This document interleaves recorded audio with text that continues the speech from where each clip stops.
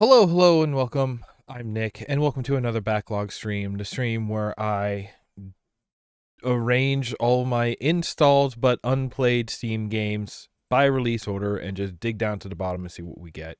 And today, what we get, after a long, long time of me saying it and then that never paying off, this list is getting shorter and shorter. It's great. There's a lot of stuff in here I'm really excited to get to. We got Hades coming up, got Crystal Caves and Secret Agents. That's a nostalgia drop for me. Heartspace Shipbreaker. I imagine I'm going to have a great time with that. Gravity Circuit. I was excited for that to come out fully, and I picked it up and haven't touched it because. But today we get to what I've been promising for a long time, which is Yume Nikki, which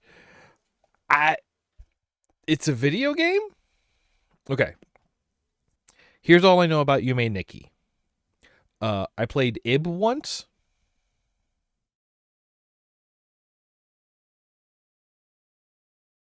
So I'm excited to see what this game is about. All right, excited is kind of a strong word. Which, not to say that like I don't have, honestly, it's because I don't have expectations. Like, not only is this, like, I guess it's supposed to be sort of like a kind of a horror game, kind of just like a surreal, like, dreamlike game. I love anything that messes with the idea of like dreamlike states or experiences.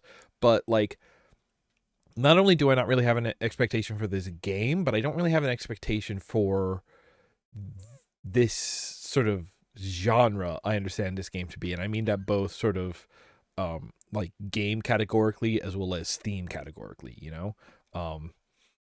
it's one of them walk around RPG maker games without fighting. What do we call that? That's kind of old school walking sim, right? There might be fights. I don't even know. So how about I stop chatting and we get this off of the backlog list.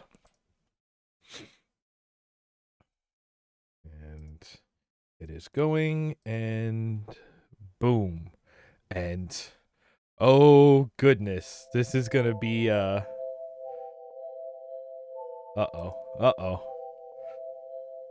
Do I need to do it?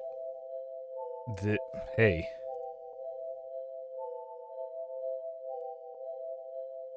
Uh-oh. I do the do I have to do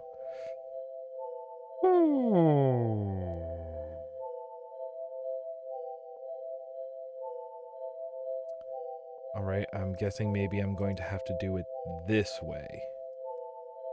That'll do it. Okay, well, this is a tiny window that I don't seem to be able to reset. Oh, yeah, we'll do this. Okay.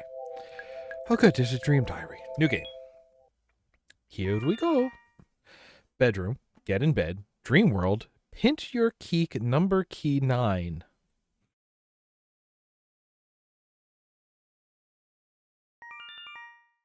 By examining certain spots, you will acquire a new effect to use. After using one of these effects, your appearance will change. You can get rid of the effects in the room of doors.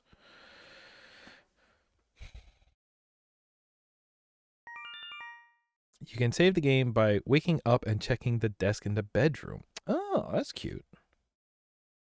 Adjusting sound levels. Please wait. Hey, what does that mean?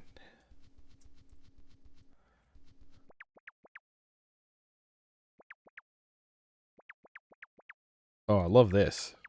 I mean, this is terrible. I hate this. This definitely makes me feel like we're already in a dream. Oh, it has controller support, but can we play video game? A game where you jump to grab the falling. Nasu. Okay.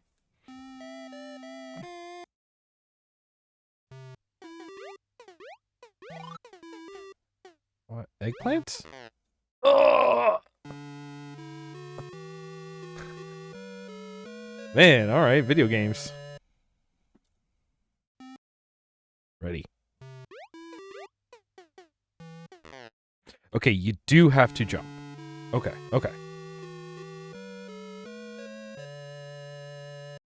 Let me go again. I just want a new high score. Okay. Ah, okay. All right, evil game. Can we go? No. All right, well. Fair enough, I guess. I don't think there's anything to write in my dream diary. Oh, hey, thank you for the follow. Vampirus Crimson.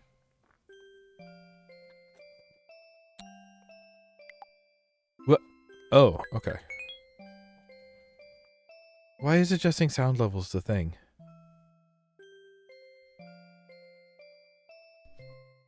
Okay. Oh, here we go. Why is there like a countdown? God. Okay, this is different.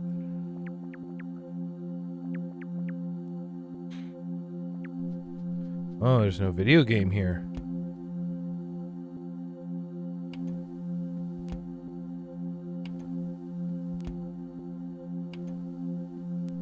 Well, that seems fine.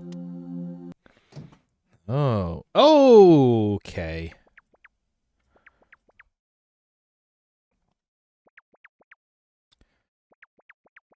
Okay. Listen. What is going on in this background?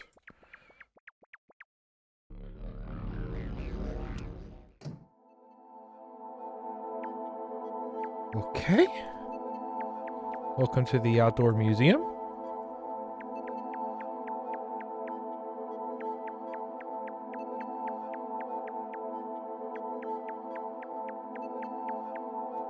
Now, it did say something about there being a menu. Madosuki. Okay. Effect. Okay. Well, I guess not here. I'm probably not going to go in the door with just eyes on it.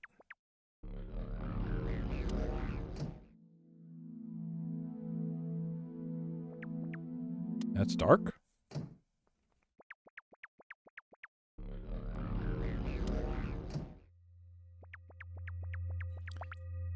Okay. This is a puddle floor room.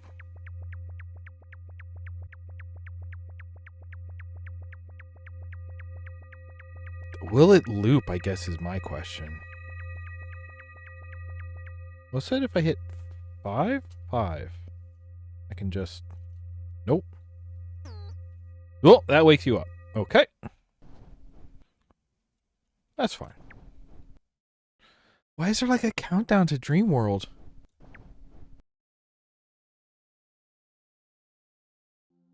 Do I turn into a potato when I enter bed?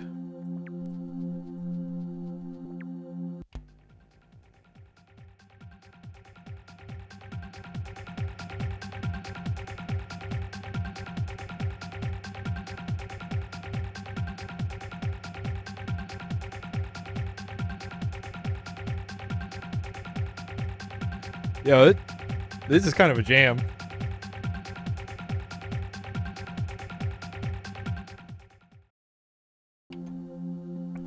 All right, this time the TV set to MTV instead of ITV. I do gotta know about this door that looks like a server rack. Okay. Is this a party or will I die here? Hey, buddy.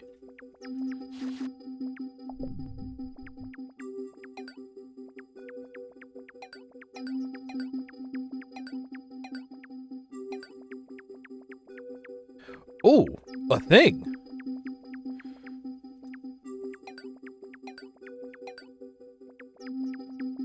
Door? No.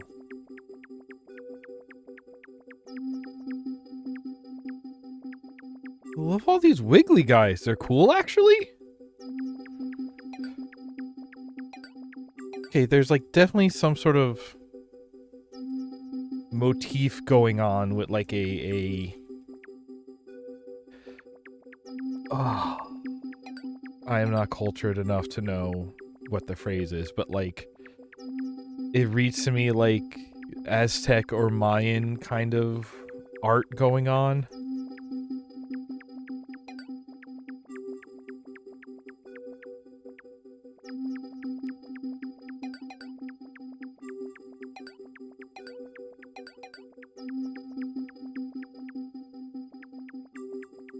Like, if this game is just... Ooh. Oh, excuse me. Hey, Roo.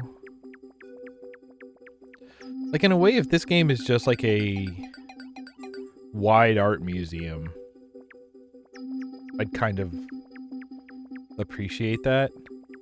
Oh.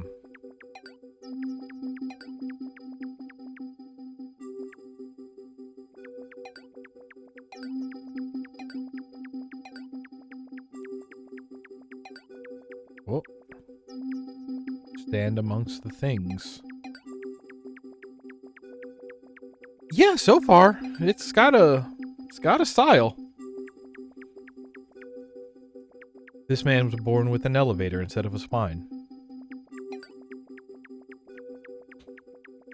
Oh, hello. I want to talk to these whack-a-mole machines. Yeah. So, like, of course, instantly my, like, game design technical brain is kicking in, and I'm just going, like, are these levels procedurally generated, or are they just huge? Would you make this... Because the idea of, like, hey, I'm going to... Oh!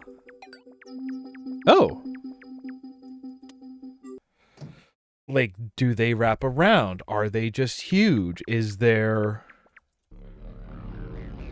You know, is there something going on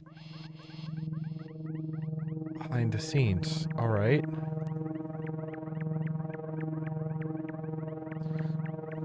Because, like, honestly, that is just, like, a question in game design in general, right? Is saying, like, how are you handling borders of a play space?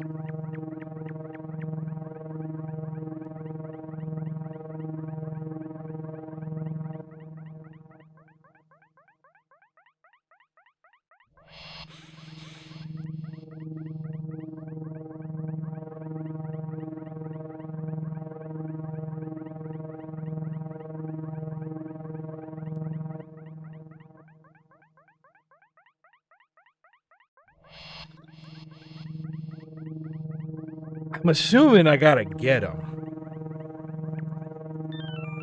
Get. Okay. Thank you. Bye. Is that an effect? Sure is. Shrink.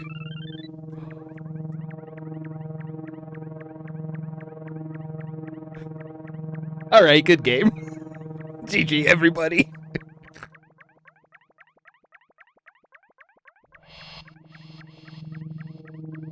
Like Vampire Survivors. Can I complain? Okay, it loops. Alright, good.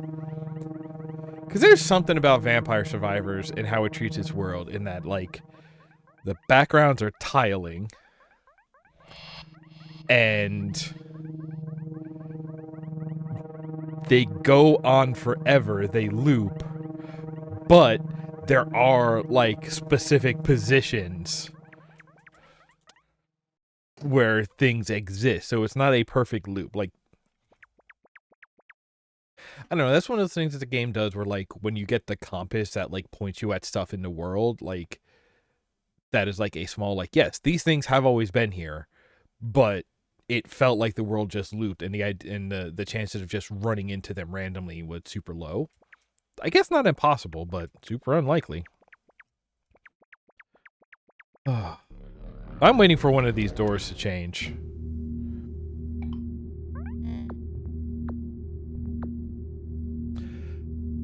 Alright, so back in... Let me just keep talking.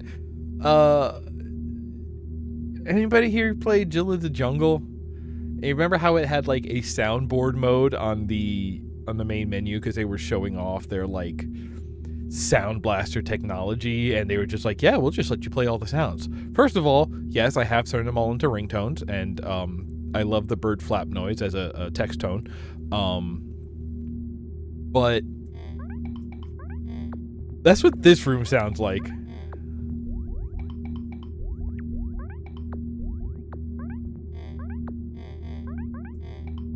I ain't mad about that.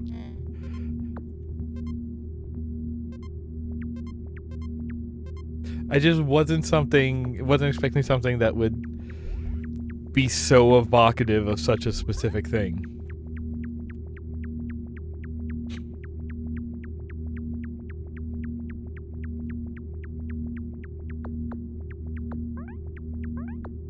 At such and such on Twitter. All right.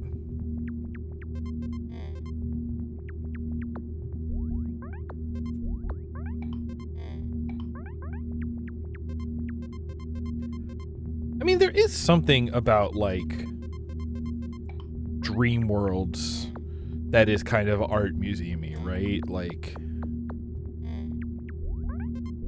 that dude looks happy.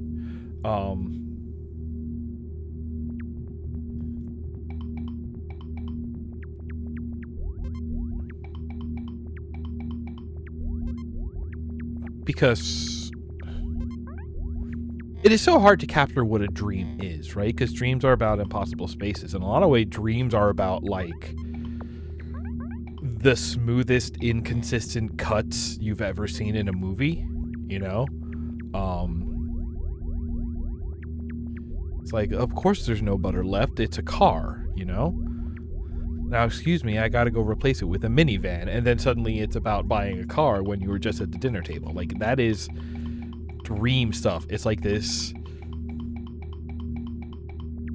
Which, also, just looking at it in terms of, like, dreams are a byproduct of the way brains work.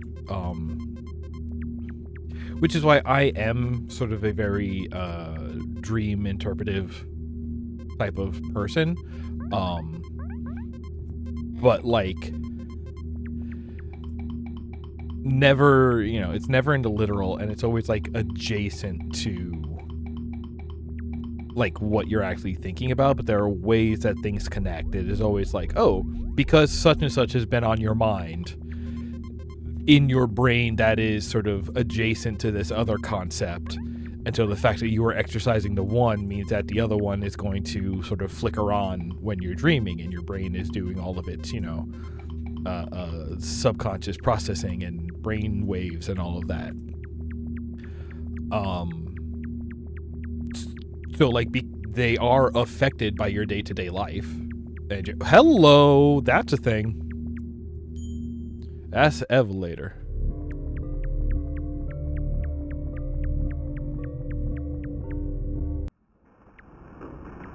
Now we're talking. Oh, that's where your mouth is. All right.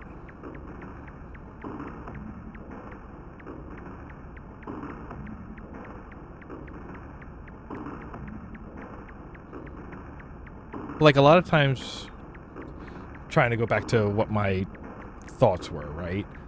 Hard to do. Hard to remember what I was on about. God, that noise of like the subway car, that's super evocative.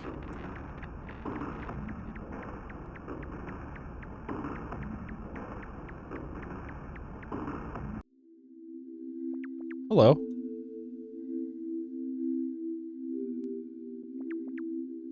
Sorry?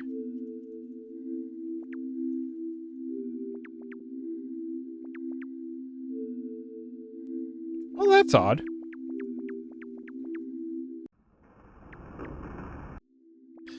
Because, like, people love to do this for, like, dreamlike games, right? Is to have this idea of, like, oh, yeah, no, you're going to walk around and there's going to be a lot of, you know, surreal, unexplained things, a lot of abstract things. That's not really, like, how dreams work. Dreams work when you have things that feel very logical in the moment, but the logic doesn't work. I have plenty of like conversations in my dreams. I do plenty of everyday things in my dreams, but it's just, you know, things are connected in ways that aren't real, but your brain is just like, yeah, we'll connect those. Why not? Oh, that key's there. I'm sorry, what? Why do I have that power? Hey, what gave me that? Okay, that's spacebar. Oh, man.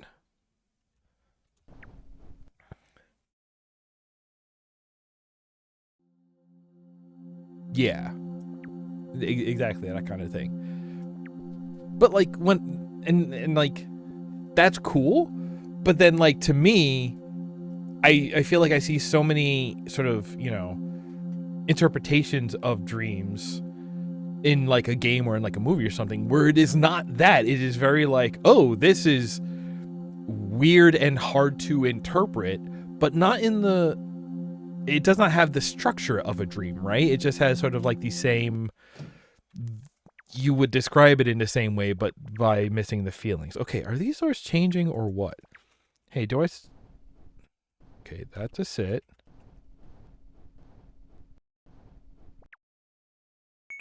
Do I still have... Okay, I do. How many of this can I do?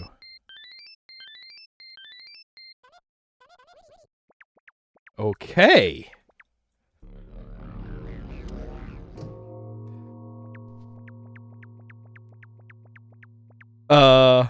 Wait, what's this chick's name?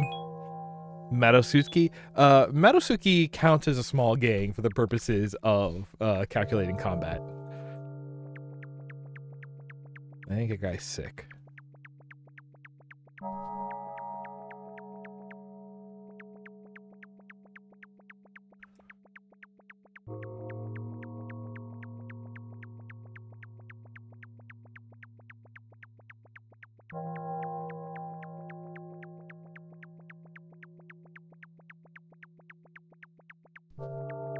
I did try to do some dream gameplay once in mod for the Underside.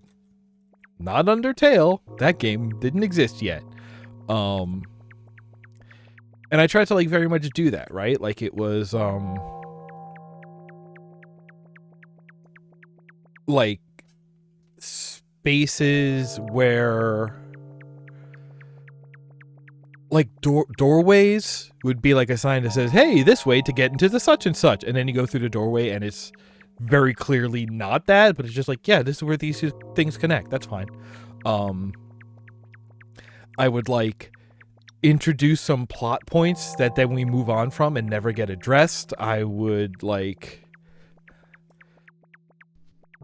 Again, it's just like, oh yeah, this is the Rhino hallway. That's one of the things I put in there. It's just like, yeah, this is where the Rhino hallway is. And you're just like, all right, that's the Rhino hallway. Just very accepted. Hello, frog. Hello, frog.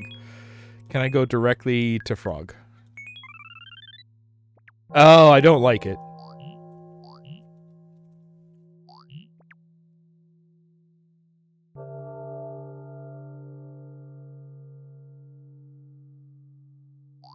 What do I do with this?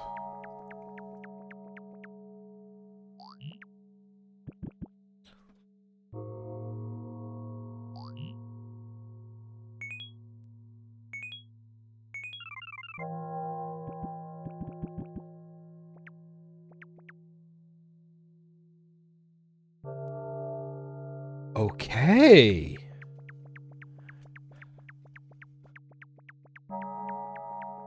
Is this what it's like to be haunted by a hangover? Okay.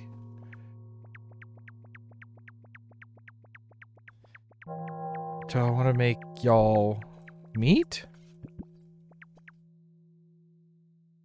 Okay, they did kind of combine, huh?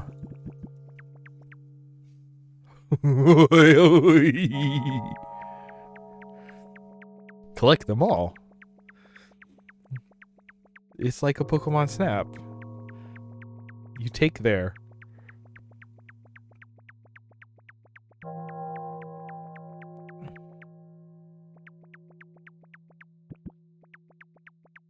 Okay.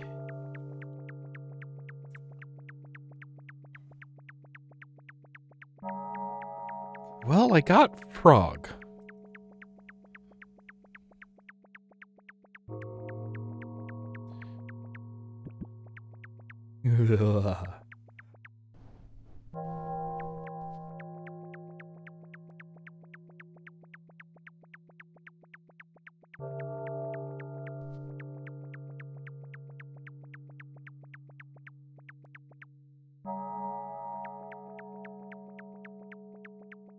Yeah.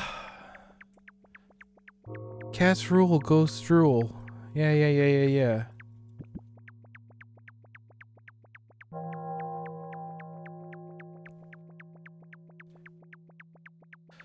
So I guess, very generously speaking, I guess this is like a puzzle game. This is one of those, like, the puzzle is interpreting mechanics. What are real see, now if you want to put mechanics into a game that are purely like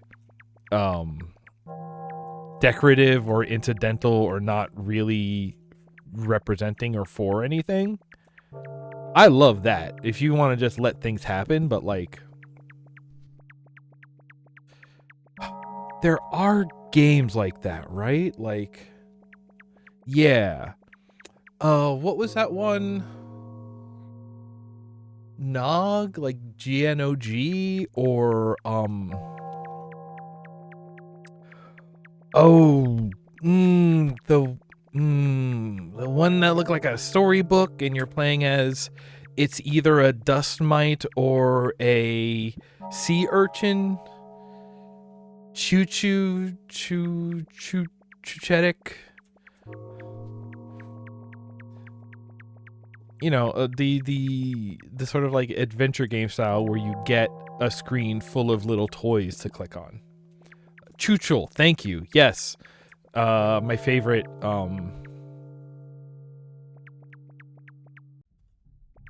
there we go.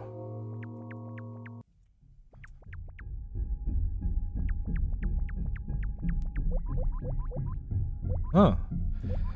I would love to have a carpet like this for my room, I'll be honest. That's cool. Now, if I touch the spikes, do I die? No. Hello?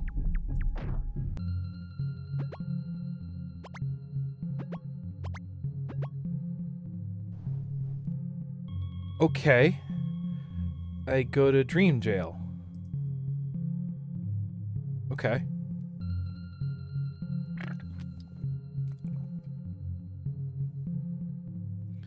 But yeah, that Chuchel Na kind of game where you can kind of just like touch stuff, and like a lot of those do end up being that sort of like hidden pictures, order of operations, almost like escape rooms, because you got to find the right things to click on in the right order in order to move you on to the next screen.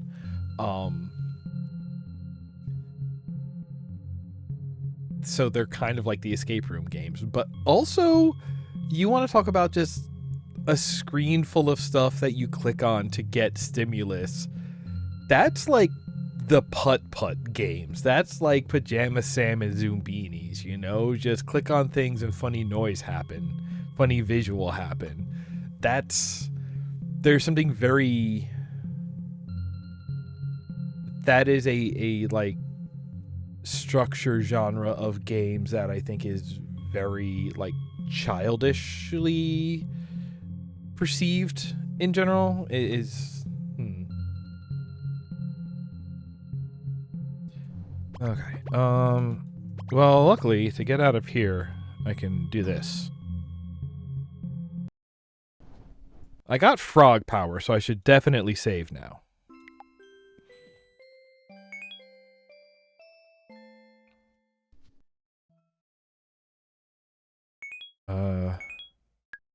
Do not have powers in the awake world. Makes sense.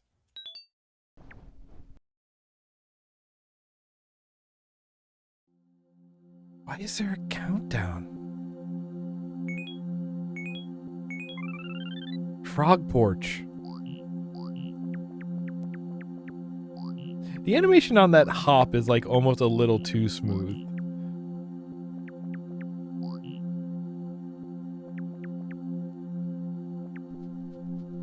Frog TV. Great.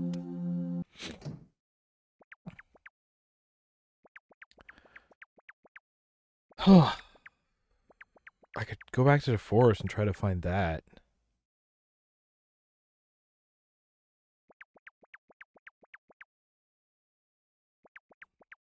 Wow, this is okay. I'm gonna go ahead and say that this is a kind of game where if I finally decided, like, hey, I've played this enough of this naturally, but I want to see it through to the end, I would just grab a guide. I don't want to check the eye door yet, but I think I've checked almost every other door. Because, oh yeah, I remember this one.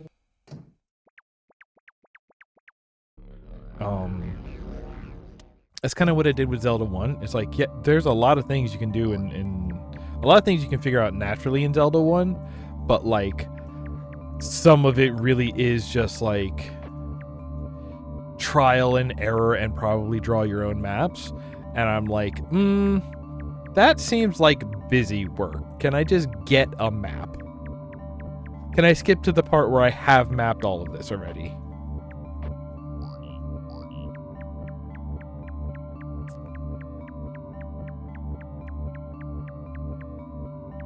Y'all just hanging out over here, huh?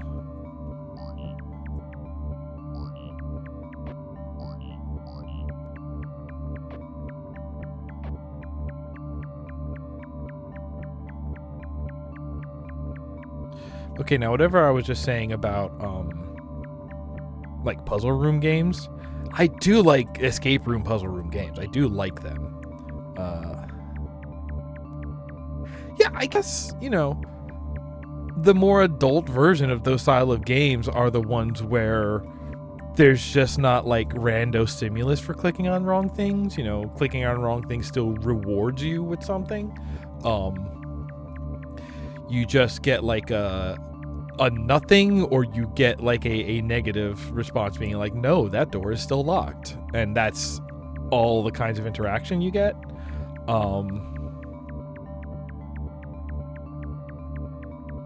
Which is kind of a shame, because that's one of those, I guess that's what, you know, Chucho was kind of trying to fight back against, and games of that ilk, is being like, no, you can have adult games that are just sort of like fun noise toys.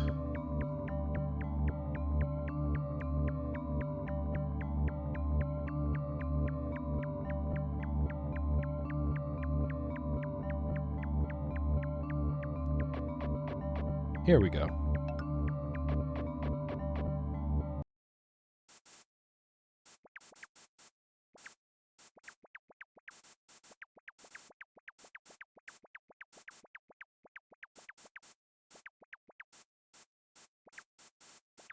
Oh god, are we talking Invisible Maze again?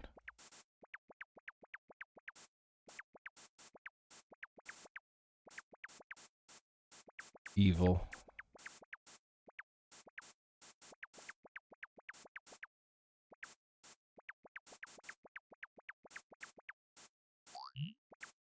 See, like, you would at least hope that, like, when the screen flashes, it was giving you hints about... Okay, that is a loop. There, here we go.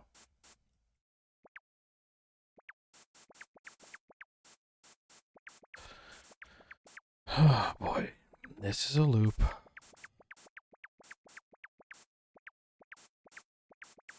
Which means I think there should be an opening around here somewhere to bypass the loop. That's a dead end. That's pushing on the loop.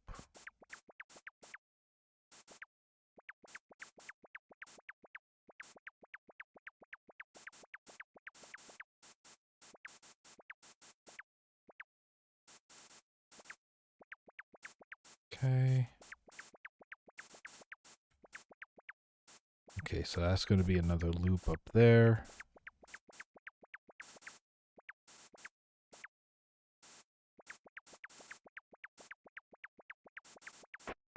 Yeah! Oh my goodness!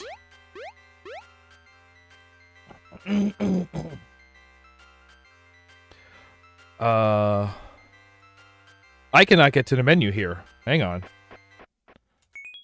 But I need to learn things?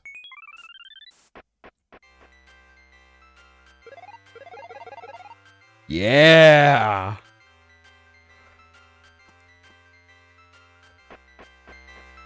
Me and the crew coming to your house to beat you up.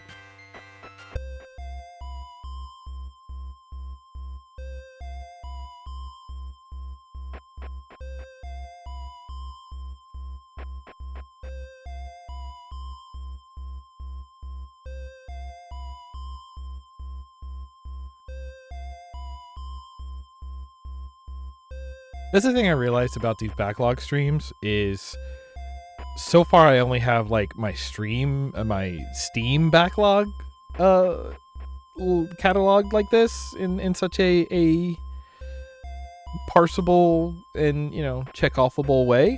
But hello, who are you? Okay. But I have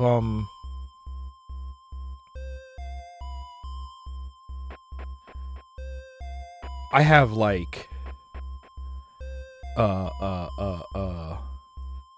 PlayStation games in backlogs, PS2 games in backlogs. I have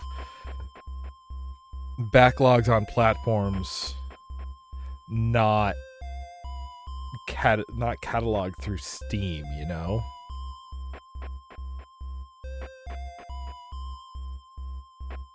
This is also just kind of maze game.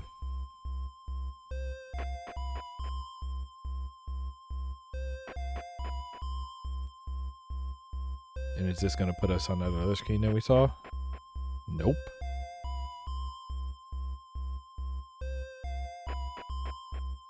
I like the way that they're like playing with visual language. What the?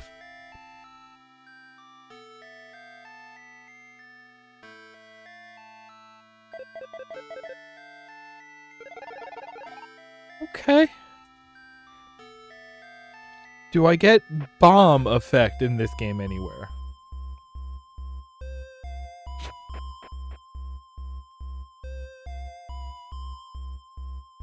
That's not even a way. That's just...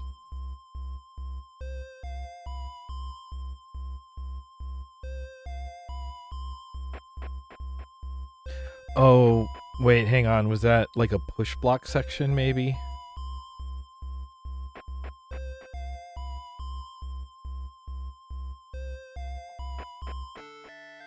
Up, down, left, up, down, left.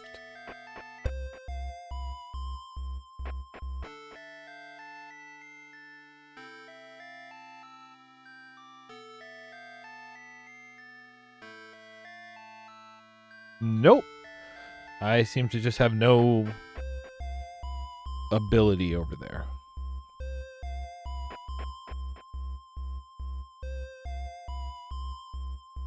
And I bet whatever the like quote unquote answer is gonna be kind of just as inscrutable. Like, because like if there was a, an ability, an effect, or whatever you want to call it, where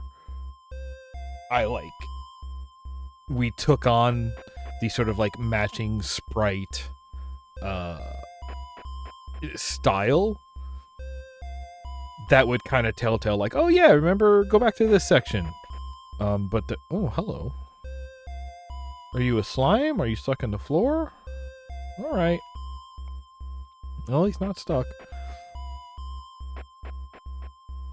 Oh god, now we're back here. All right.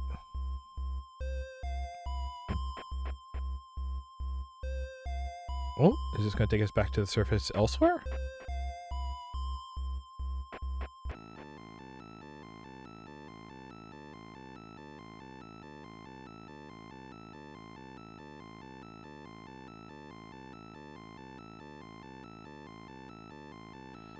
Okay.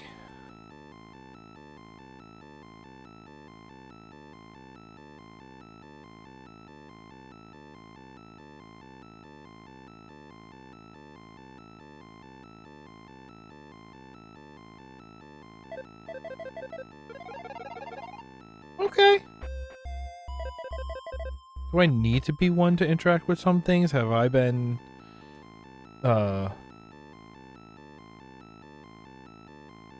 soft locking myself without knowing it?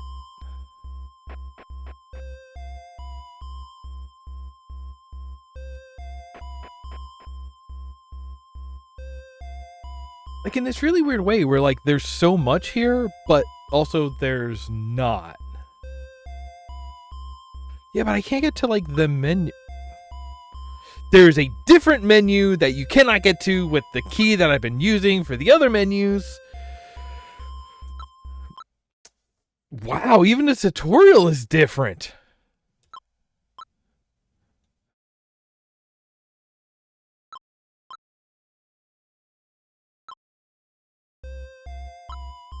Oh, can you not? No, I can. Yeah. Okay.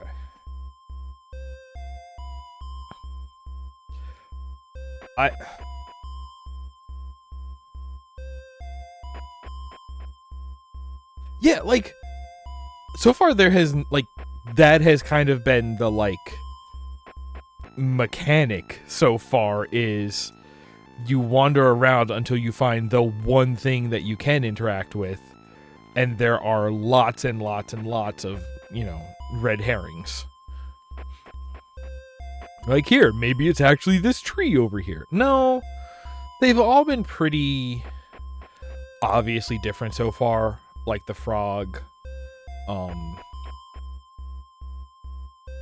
like the little guy. But yeah, there's not like just like NPC chit chat.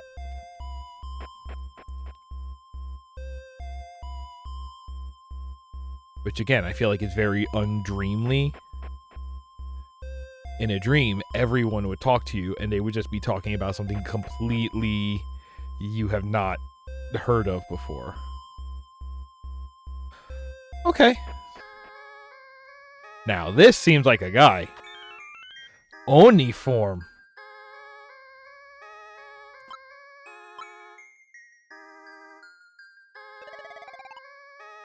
Yeah. Cannot wait to see what this is like. Like, also so far, I have not seen an effect being in a specific state affect anything either.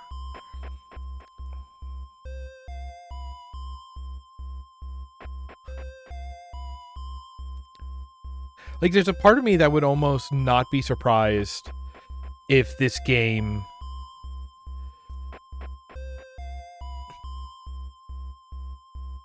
how do I be nice about this? Because I am the kind of jerk who gets pedantic about what is and isn't a game, because things that are not a game are rituals. We've been over this. We've addressed this. Usually.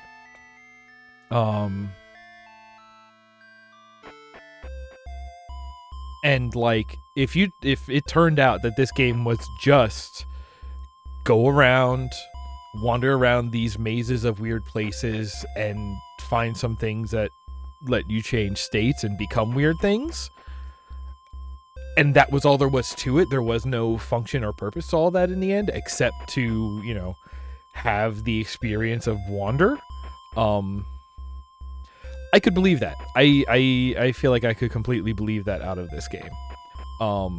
What I've seen of it so far. But also, like, this is a game that I have heard of.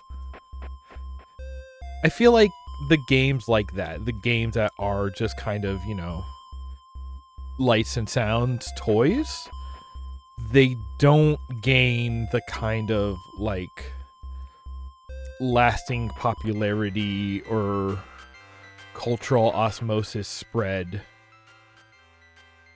that a game which does have secret or actual not actual mechanics, but like goals and end states, I guess, or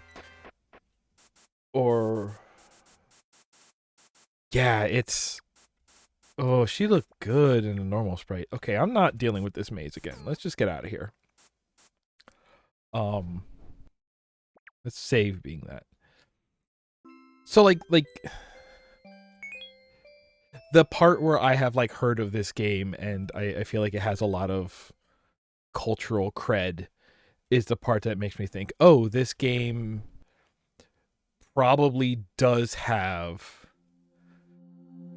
a moment of like big reveal or revelation about what the mechanics are and what you can achieve.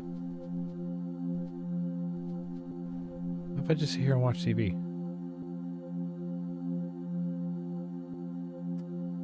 Oh, you know what I haven't done yet?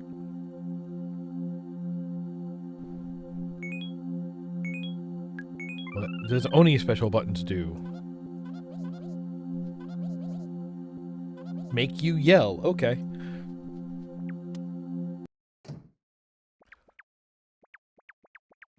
What's up here? Nothing. Now, is there something about you can get rid of effects in the Room of Doors? Why would I do that?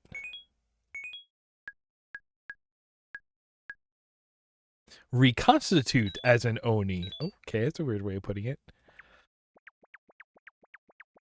Have we checked this door?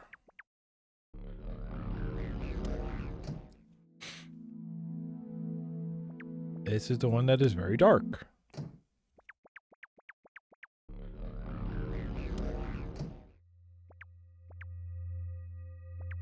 This is the puddle room.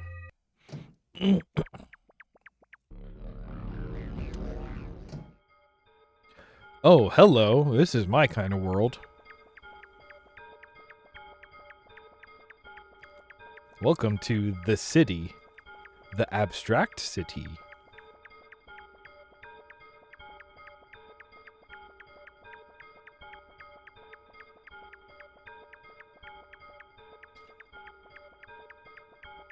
You ever get confused between Midnight Club, the racing game, and Midnight Society, the ghost storytelling group from Are You Afraid of the Dark? Me neither.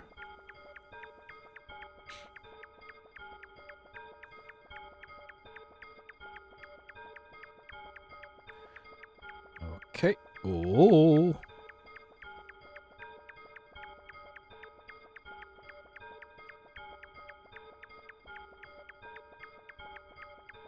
Hello. Touch. Hat and scarf. Oh, goodness, yes. Hook me up. Don a hat and scarf. That's great. This is great. How is this not every piece of fan art for this game? It's just her in hat and scarf. 'Tis the season. It is Cube Autumn now and all.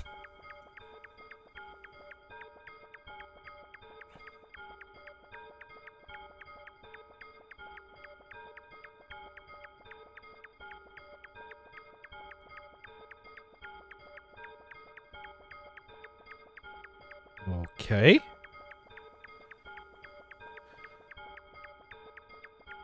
Okay.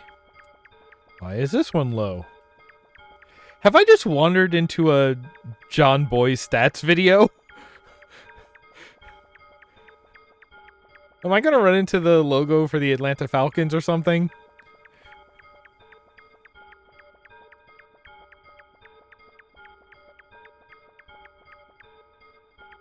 Oh, if this is the equalizer, I gotta boost the bass.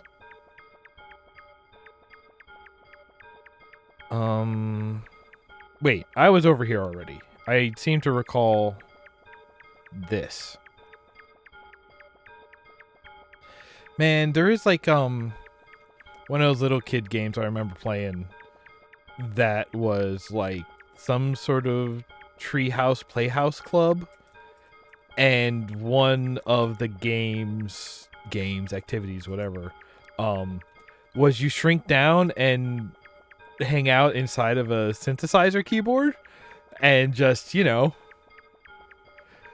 make noises and look at circuitry close up. Oh. This feels like the edge of a Walmart. Yeah, those are skylights. This is just a Walmart.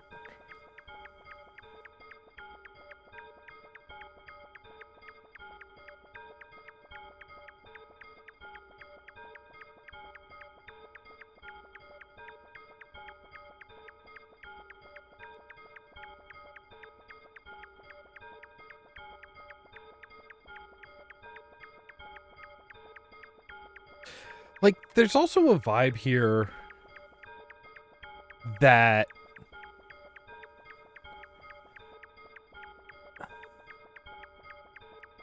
if I were like practicing a bunch of different like art styles and character sprites and environment design and like how to oh, hi.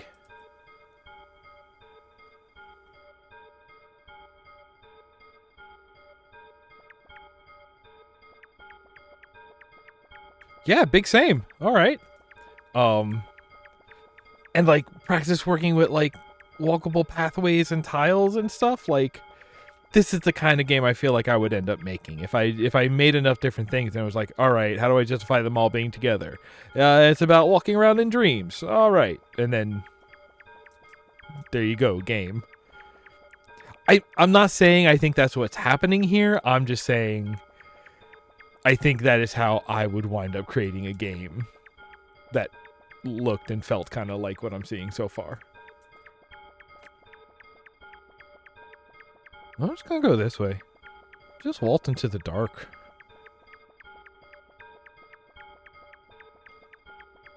Okay, that's that.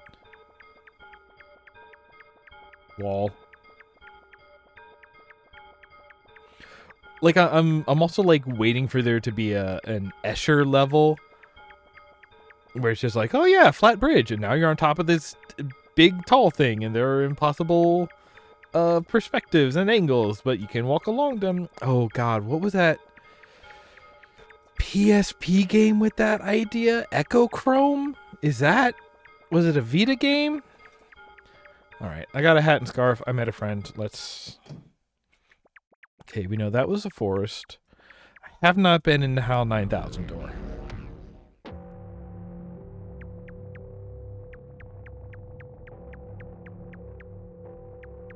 This is what 150 7764. Should I be writing these down? 98. Threems 579441. Oh, here we go. Here we go. Dead. I do love a zone that is an island with lampposts on it. Okay, I very much love this specific kind of... Okay, we get the door off, right? But like Chrono Trigger, when you're at the place at the end of time or whatever it's called, and it's just like a dude with a cane and bowler hat hanging out under a street light, and also you leave your extra party members just chilling there, right?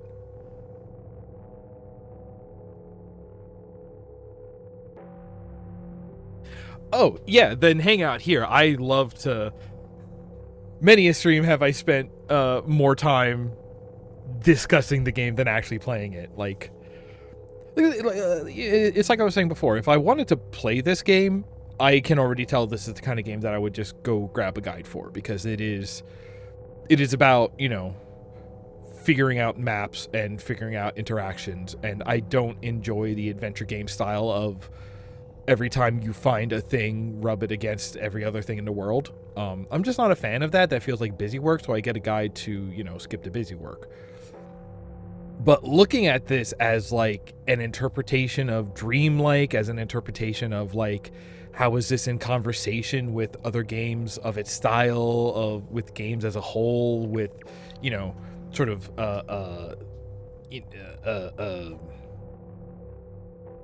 themes outside of games, just as like topics, that's very much, and a lot of times I find things are more interesting that way. The place at the end of time from Chrono Trigger, I'm usually first to think of Chrono Cross, that's why I keep hesitating there. The house at the end of the no credit Easter egg on that one...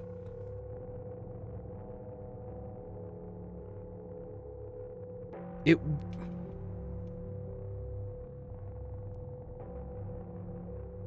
was Action Half-Life, right? All those maps were Action Half-Life? No, that one was... No. Hang on. Endless Rain was from that co-op mod for Half-Life. No credit, I believe, was Action Half-Life.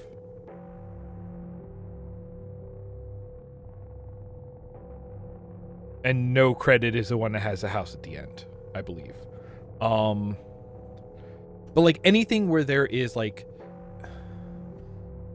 this obviously man-made mundane element that exists in a place where you would not think of it to exist, like, you know, a floating island in you know, an infinite void or something like that. Or honestly, like, I was gonna say, if you just have like a TV, like an old tube TV on a TV stand, like from your grandmother's living room, just like on a tiny deserted island, A, that basically counts. B, I could absolutely see that as some band's album cover, you know?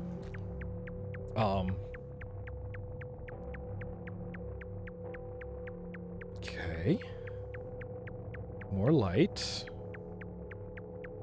And like, there's also this element going on here where like every single one of these zones, if you wander around, you know, thoroughly enough, there is like a thing to find that will give you an effect, or is a door to a different area, or yeah, see, what's that?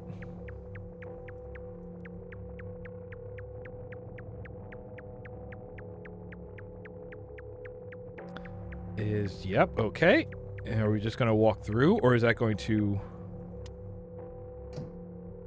connect to somewhere else? Yeah, that's kind of what I thought. Oh, okay. Can I frog here? Nope. Can I Oni here?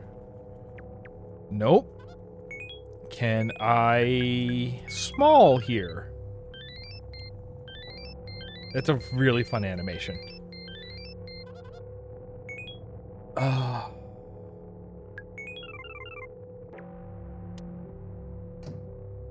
Okay, so that doesn't get me to that room up there, which I'll say that part's pretty dreamlike. It's just like, oh yeah, this door will obviously lead to that. It don't. That ain't how dreams work.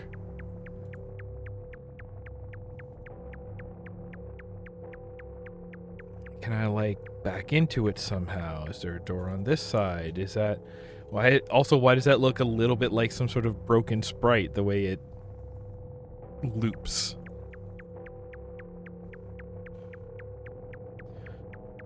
Let's go straight up from here? Because maybe I'll run into something.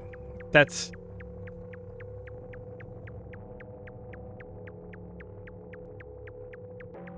Like, that's kind of the thing, right? I feel like sometimes a game will decide, yes, the challenge is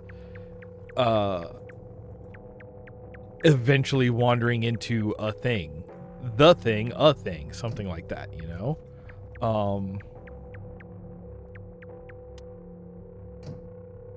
And it's fine if you're into it.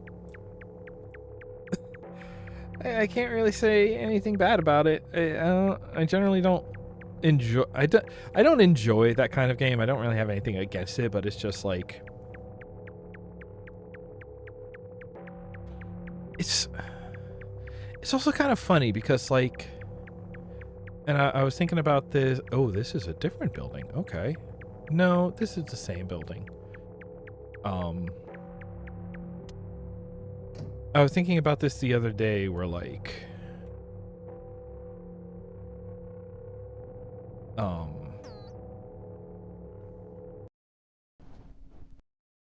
open world games, like, I think Assassin's Creed is one of the, most egregious offenders in this way. But where they just, you know... The world is just full of collectibles, for the sake of giving you something to just go around and do. Might not even have a particularly strong reward for all the collecting at the end. But that sort of collection for collection's sake, I feel relies on the... Oh, I'm sorry, what?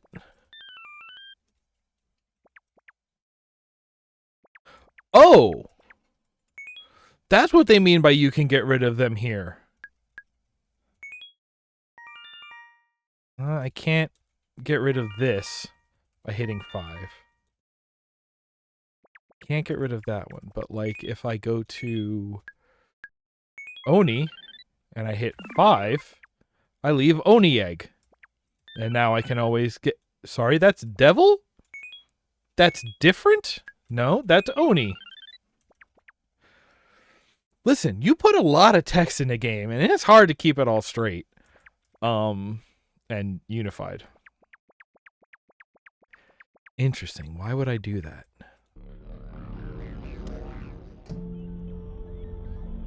Don't like... Hey, buddy.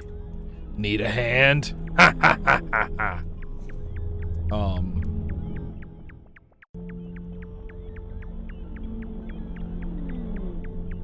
Oh, what? Okay, no, you're different.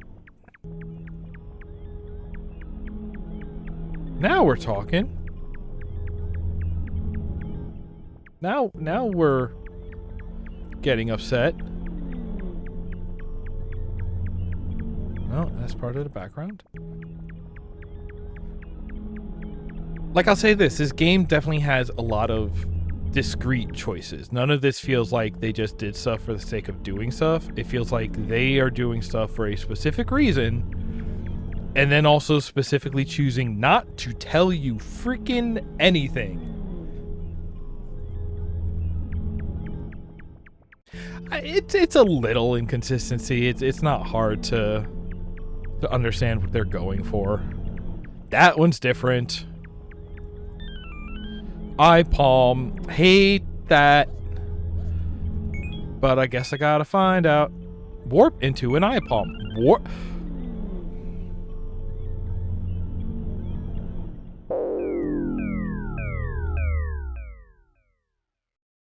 Oh, that one has a good use. What if I hit it now? Okay, that just brings us back here. That's useful, but that takes me away from the step of going back to the same room. I kind of like that you have a always safe eject button that'll bring you to also the place where you can save. That makes a lot of like gameplay flow sense. Hello.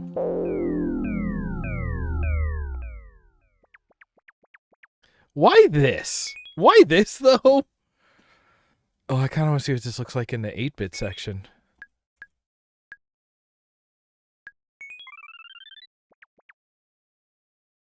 Oh, there's probably others.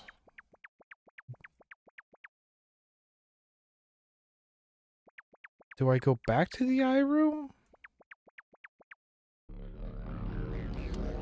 I have the dark room, but so far I feel like the dark room hasn't shown me anything. Hello, missed this last time.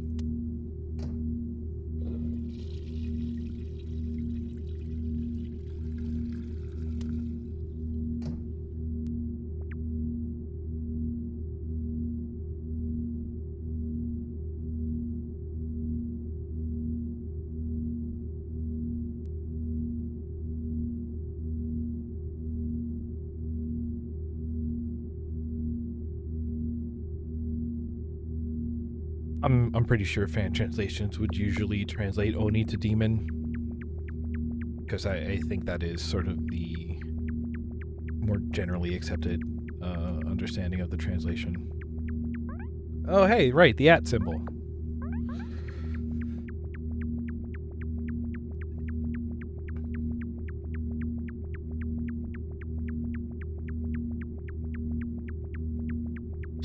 Yeah, I think I'm going to stick by it. So far, this game is horror putt-putt.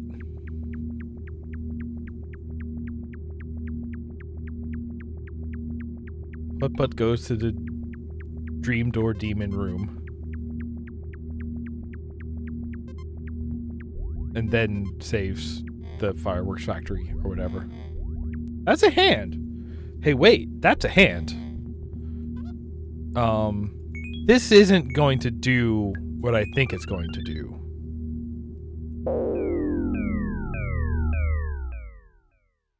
Okay, that is what I thought it was going to do. It's not what I was hoping it was going to do. Let's go back to... At least we can be cute, I guess. Do love to be cute. Gotta say. Cute is one of my favorite statuses. Shout out to cute. Shout outs to being cute.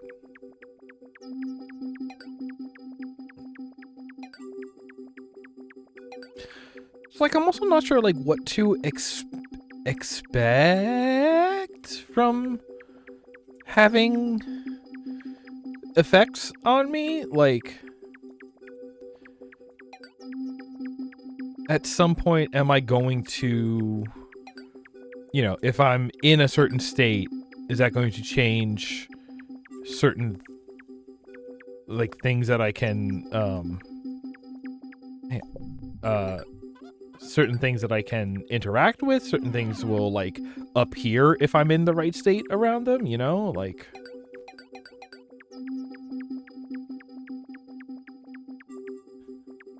Well, that guy's having a good time.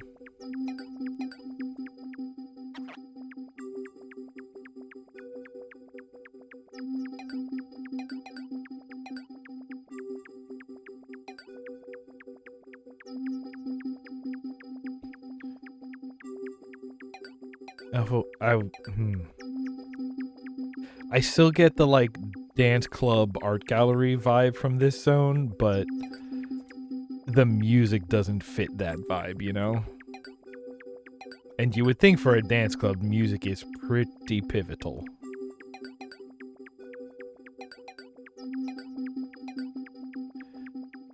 If you say it like pivotal, then it sounds like a drug. Yeah, the Wiggly Boy room. You're not a Wiggly Boy.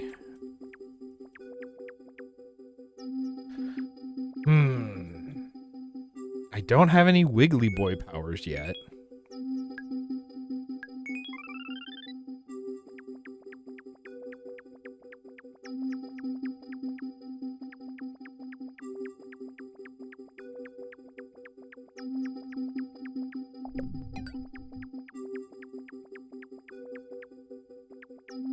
One of these things, I swear, is going to be a hidden door, but you watch, it never will be.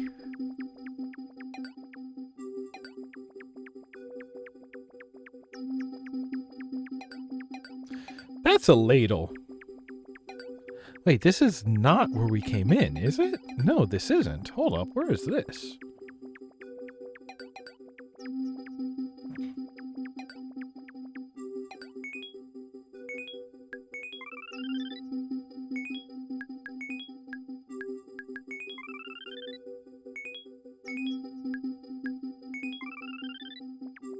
The fact that tutorial is something in my menu that I can activate at any time, like, a part of me is really hoping that that means there is going to be a spot where, like, if you stand on this square and activate the tutorial, then it will do something different, right?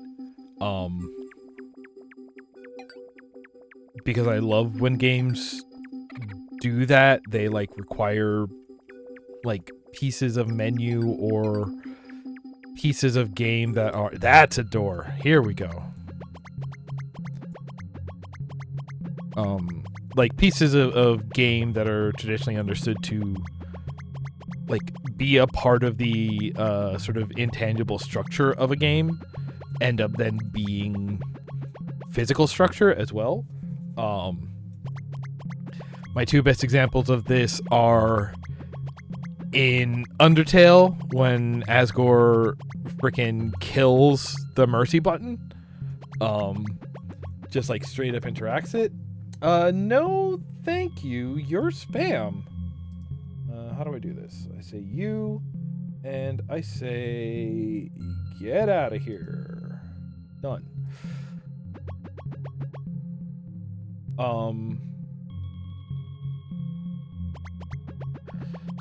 Undertale does it a couple of times in a way that I really appreciate. Wait, I can leave the grid here. No, I cannot.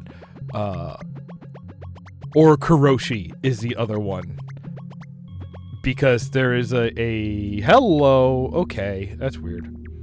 there's a level in Karoshi where the way that you win is you quit to the menu, at which point you appear on the menu, and then you can walk around on a menu. And kind of related to that, and going back to Dilla's Jungle, did not expect to reference that like 2 times now, but like the copy of Jill of the Jungle that I have, which is like the original copy I've played all my life, has a corrupted save slot.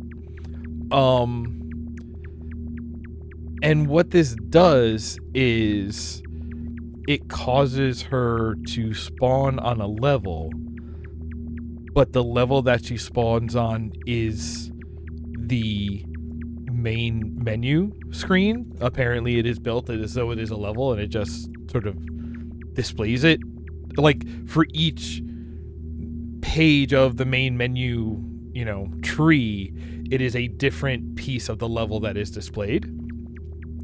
And there's not like a gameplay implication or reason for it, but just the fact that like, oh yeah, I'm running around on the menu. This, ethereal, intangible thing is now suddenly tangible for the sake of the characters in the game. I love when that happens. That's part of where my whole Star Road vibes and interest and fascination comes from. I've been meaning to write some sort of video or panel or essay or something about that for the longest time, but I feel there's so much to it, and so much of it that I still don't have like nailed down. It is hard to do anything with it,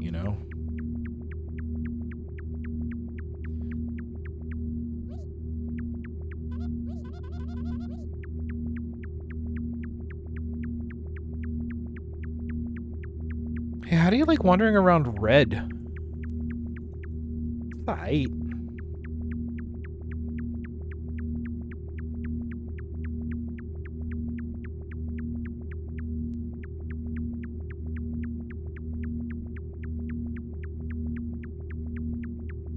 I don't even remember who it was at this point, but I do remember that one chat spam that I got that was pretty clearly an actual person who came in and like said hi and commented on the game I was playing and like asked a question before doing their spiel about like, hey, do you need like emotes or overlays or anything? And then they were like, all right, have a good day. And I'm like, you know what? You were a real person. You were trying to do the right thing of like, you went out of your way to engage with me before hawking your own thing, and like,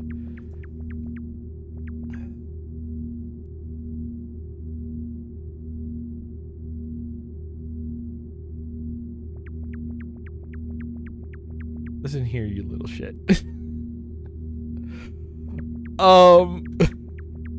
You just completely threw me off.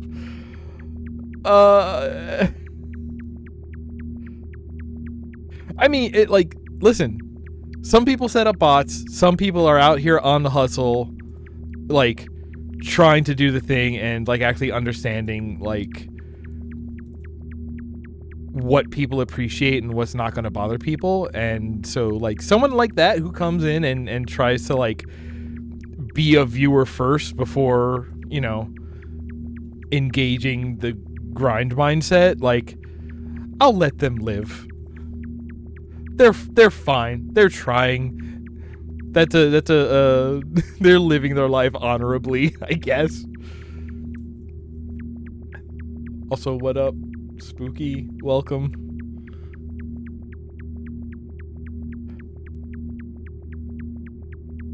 I don't know how long people have been here because I don't have the name. Oh, yeah, no, definitely. It is definitely intended as such. Oh, you're different. The last one of you was a doorway. Yes.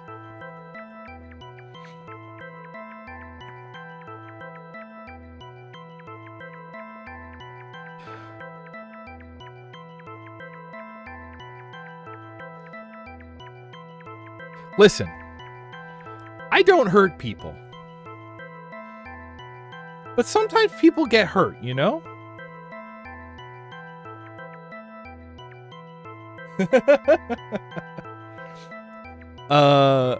Yeah, I'm loving this zone.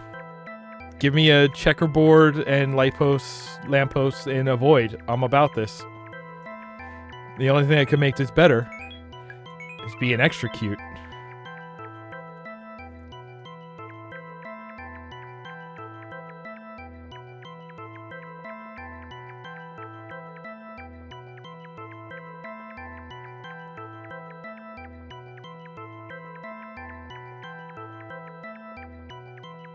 Ooh.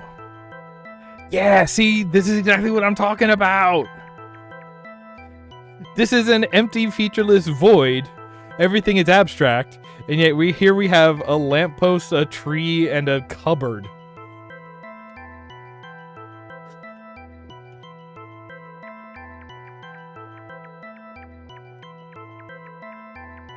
I guess I can't just walk out there, huh?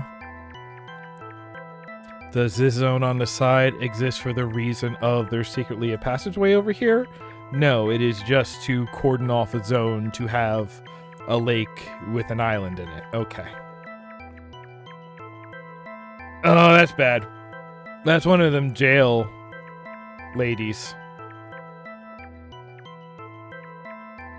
She's just always gonna come at me, huh?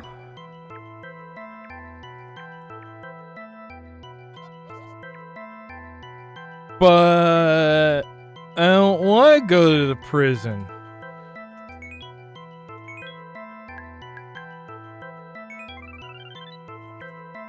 Do you still wish to grasp me? Can you look upon my horrible visage and...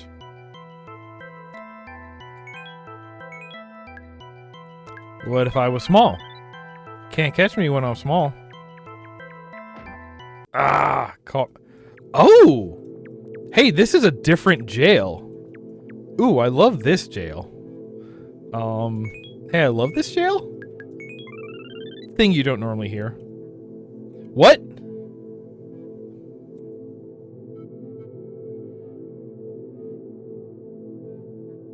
I mean, I was hitting that to take a screenshot, but okay.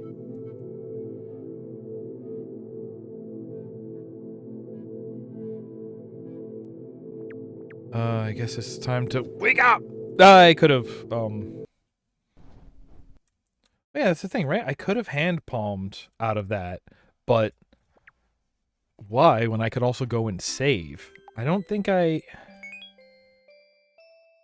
Yeah, though, kind of like...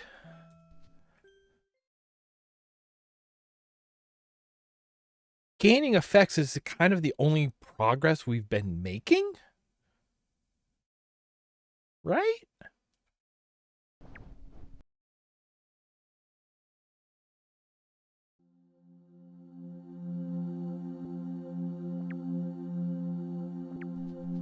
Hey, what's on TV? Yeah, this jam is back on.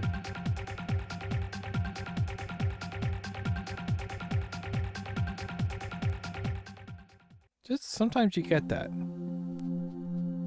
Like, or is this like the Stardew thing where depending on what's on TV, that is giving you like a sort of abstracted clue about maybe what I should go engage with next.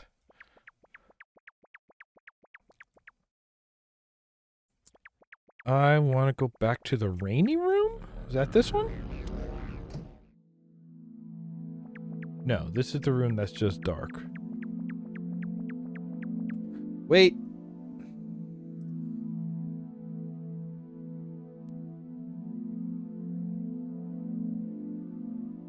Enhance! Enhance? Enhance! Boy, that did not enhance. Wait. Yeah, I forgot that it blacked out the screen when I click out of the window.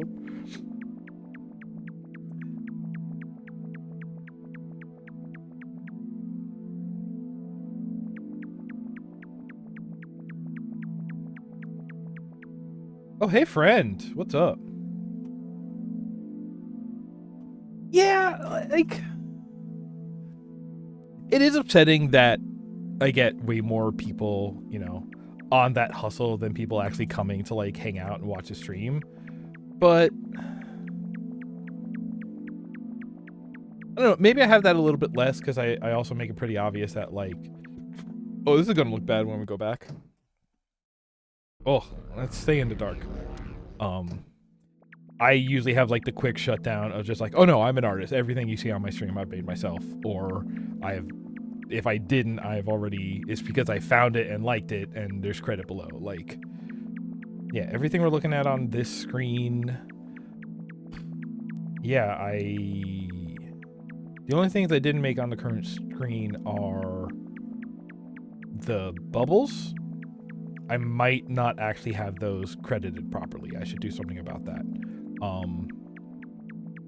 And like the actual panel down there itself, the widget part, the like API hook part is stream elements. But aside from that, like, I don't know. I like making stuff. Okay, wait, there's the boy, which I think this is about halfway. So now let's go this way.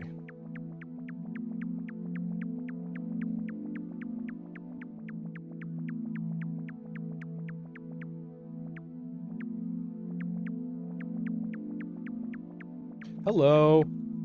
Yeah, no, hey. This is all completely invisible on the actual game screen, by the way.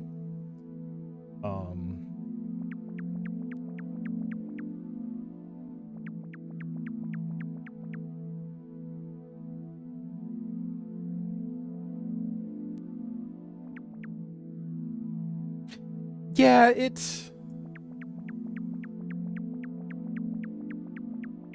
Now this little dude is following me, so... When I like take him back to his mama? I don't like maybe that's why I'm a little more lenient on it, because like, yeah, I am also a freelance artist. I know that like to survive you have to be on that grind set or whatever. So like I can appreciate just like, yeah, no, that's, you can't wait for people to come to you. You got to get yourself in front of people. Granted, walking in with a wall of text and offering art, not a great way to do it, but like, you know, there are people out here who are like started with streaming and not watching streams, I guess is the way to say it. So like you don't even know, or like you might not have an artist you like, but you might still want emos, and the idea that like, oh, I can just get some, okay. I wouldn't trust it if I were them, but like, it must work. Otherwise, why would people do it so much, you know?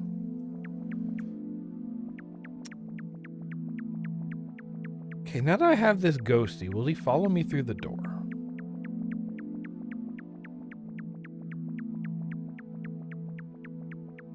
Time. Is it dinner time yet?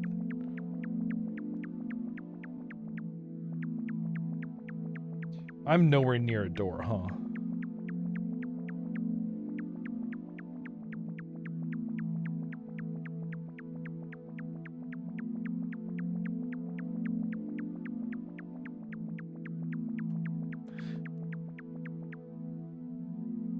I mean, yeah, like, it is what it is. I don't know, like, there's worse things that they could be doing, I guess, is also part of my take on it, right? Like,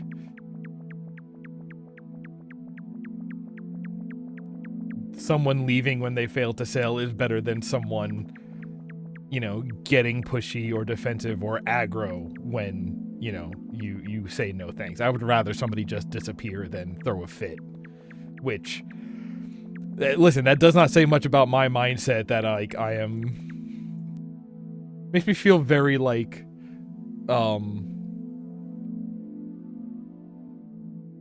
I'm out of words for today, I guess.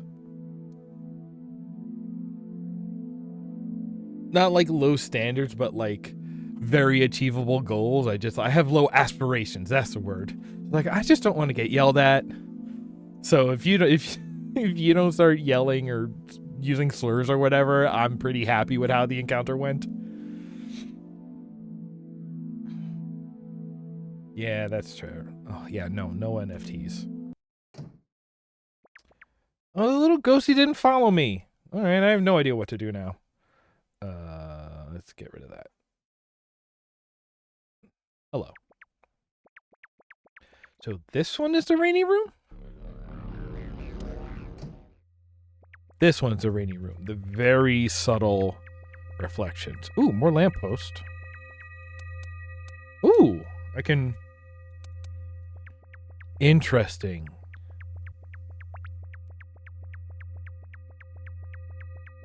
If I turn them all on, will that do something?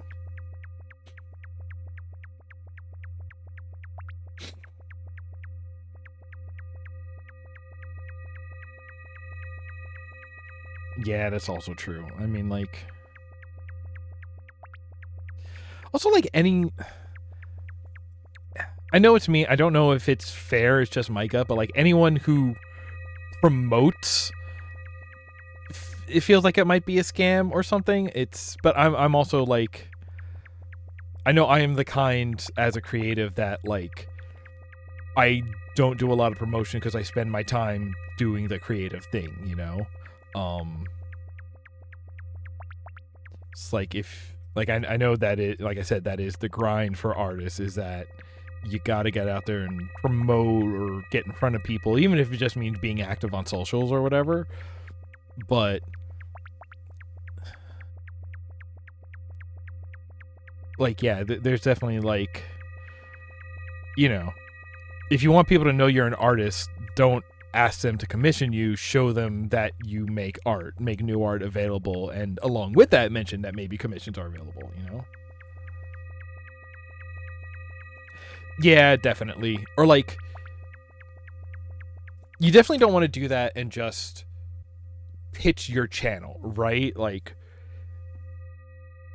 it's kind of the Dale Carnegie thing. It's like, be an actual viewer. Actually, like, you know, you don't want to promote so much as you want to network in a situation like that. Become a viewer. Enjoy what they do. Share, you know, share the little bits of yourself as you casually would, such that maybe then it'll come up and people will be attracted to you and see what you do. And if what you do is also a Twitch stream, like, the people who I get into good conversations with, I'll usually mutual follow just anyway, for the sake of, like, oh, even if you aren't an active streamer, I just want to show, like, it's one of those, like, you know, quiet communications. It's communicating through actions. It's just like, yes, I'm all right with you. I will follow you to show some sort of, like, camaraderie, I guess maybe it's the way of looking at it. But if they do stream, yeah, maybe I'll tune in. I'm also weird because I do, you know,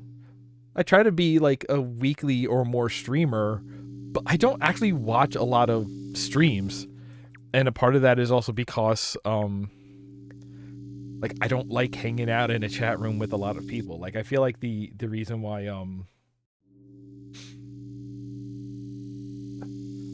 yeah, and that's also part of it, is like, that is still like networking, right? The reason that you work at a which, okay, studio is a weird thing, because especially to get picked up by that, you need to have some experience. So you do have to, you need to build a portfolio before you get picked up by somebody who is already bigger than you, and then they basically share their popularity with you. So if you depart, you've been known by their audience, and some portion of that will follow you, even after separating. I've thought about this a lot. But, like, I forget where I was before. Yeah, like networking and actually, like, I think a lot of, I really started thinking about this stuff, like, back in the, like, boom of webcomics, like, early to mid aughts, and, okay, definitely more mid to late aughts, I guess. I don't know what time is. But, like, so much of the people who took off doing that, it's not just, it's, you know, it's, we don't live in a meritocracy. It's not the, like, most talented or whatever people that get popular, but it is often the people who network, who are part of communities, who hang out on forums and chat rooms, and people just, start keeping an eye on them because they're interested in them for whatever reason. And when somebody's interested in you, they'll usually follow and at least check out the other things you do, right? Like, you look at somebody like Dankpods, right? And his first one that actually took off was like repairing iPod videos and doing silly things and mods on those. But now he's got like, he has a drum channel, which is like a music nerd history kind of thing. He's got Garbage Time, which does, cars and goofy stuff there. And like, a lot of the people who follow him on one follow him on all of them. Like, there is part of becoming like a viable content creator is just, it's kind of developing parasocial relationships, because I think the fans who are going to be the strongest are the ones who are a fan of you in a broader sense than just being a fan of your work. There's a lot of works that I'm a fan of, and I don't give a shit about the people behind them, which, like, not as a distraction. I just, it's my brain, neurospicy, whatever. I have trouble connecting, products to the people behind them.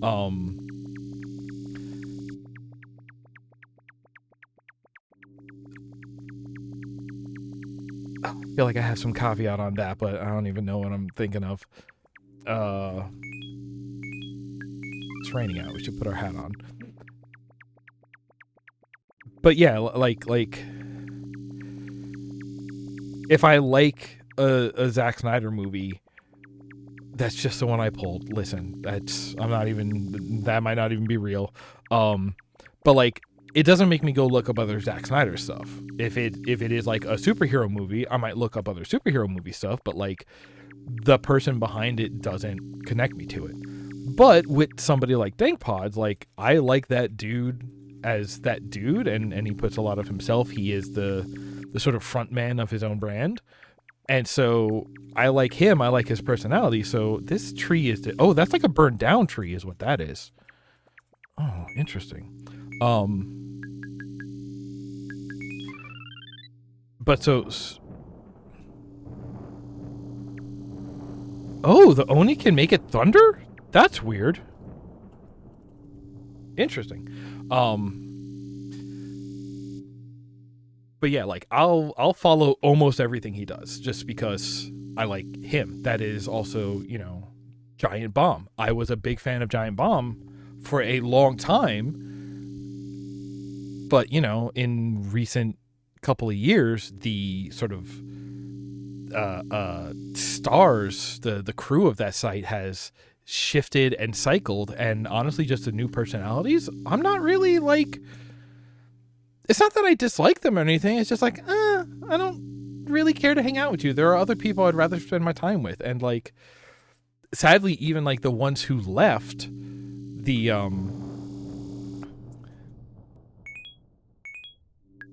them on their own, I'm like not even as interested in, right?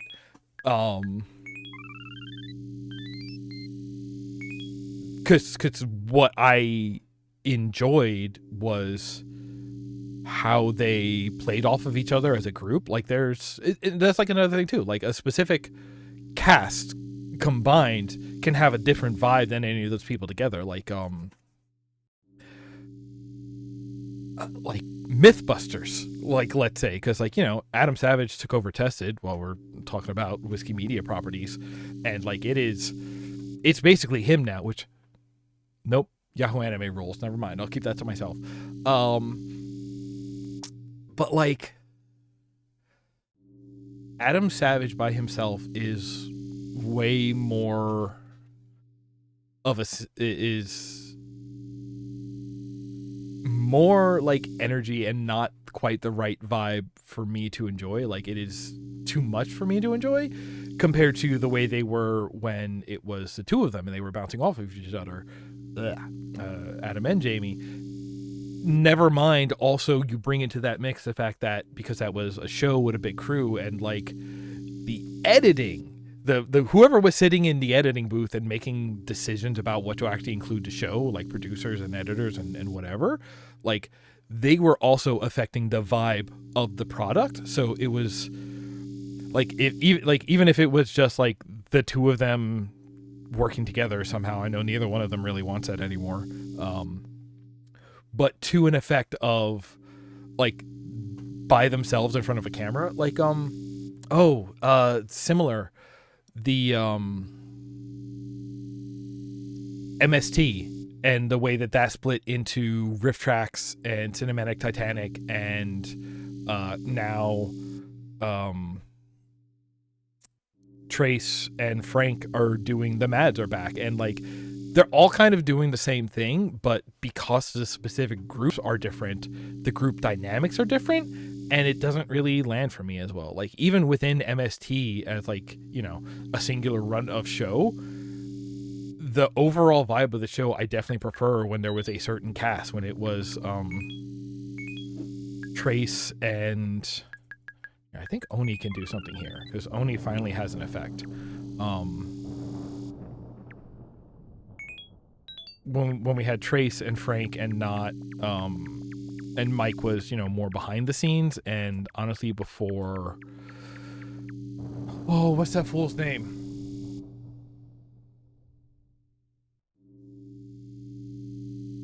What's that fool's name? The second crow?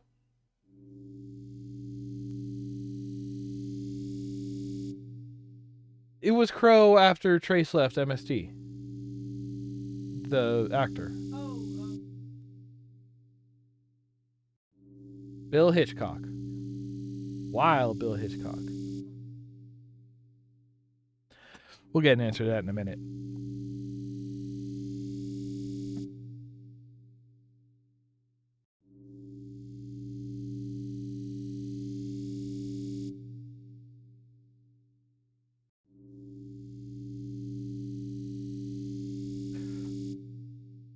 Yeah. Bill Corbett. Thank you.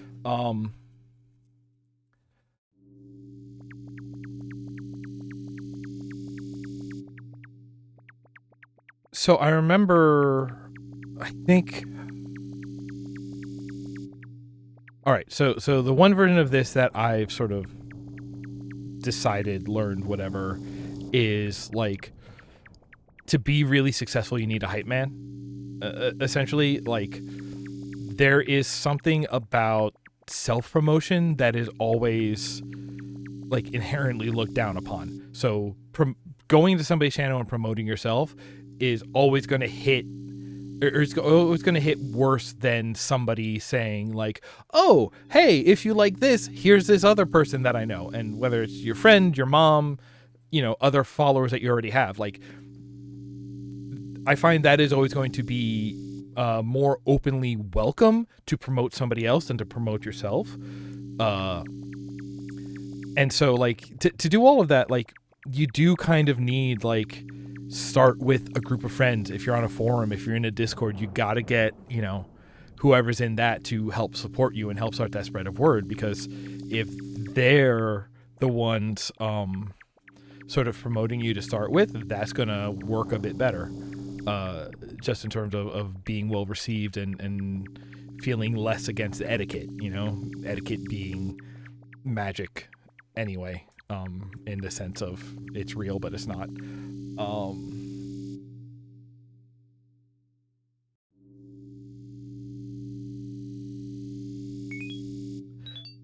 Yeah. That's the thing, right? It's like you kind of have to.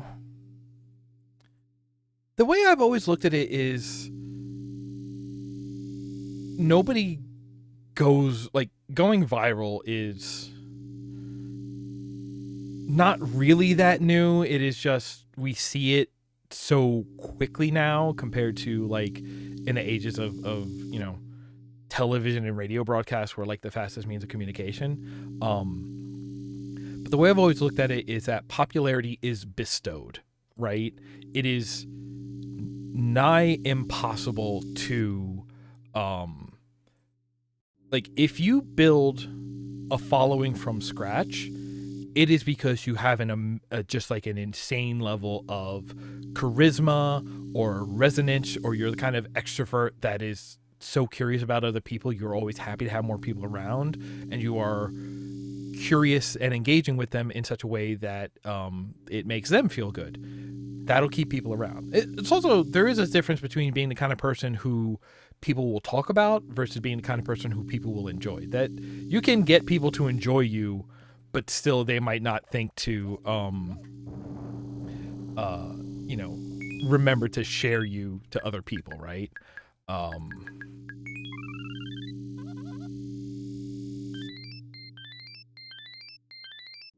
But yeah, it's a lot of times, in order to get the big jump, is somebody who is already popular, you hook up with them somehow. So that's why you don't necessarily, like, it's this weird mix, right? Like, you want to network with other people in your field, so like other content creators. I love doing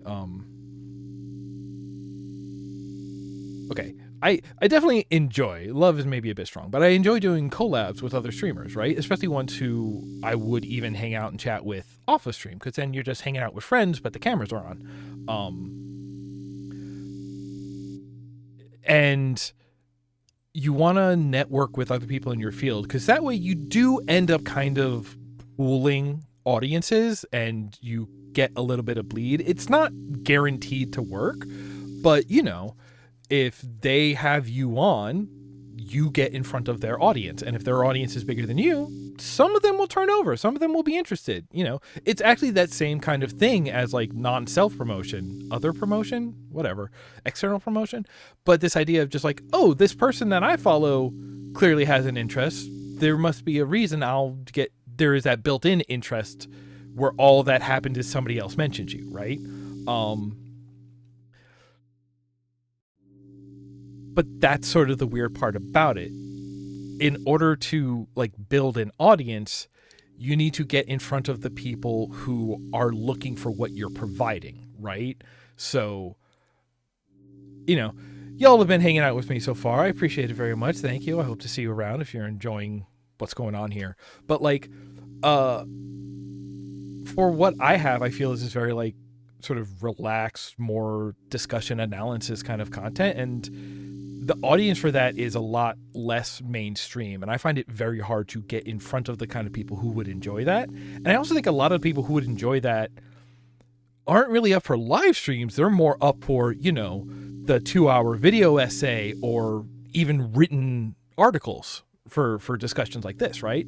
So honestly, me being a Twitch streamer or any kind of streamer, like doing live content like this, I think is actually a hard path for me to build an audience, even though I think I find it pretty easy to do it from the production side. Like, I can just up and we're streaming, and I could do this for 6 hours, as long as I have enough coffee to keep me going.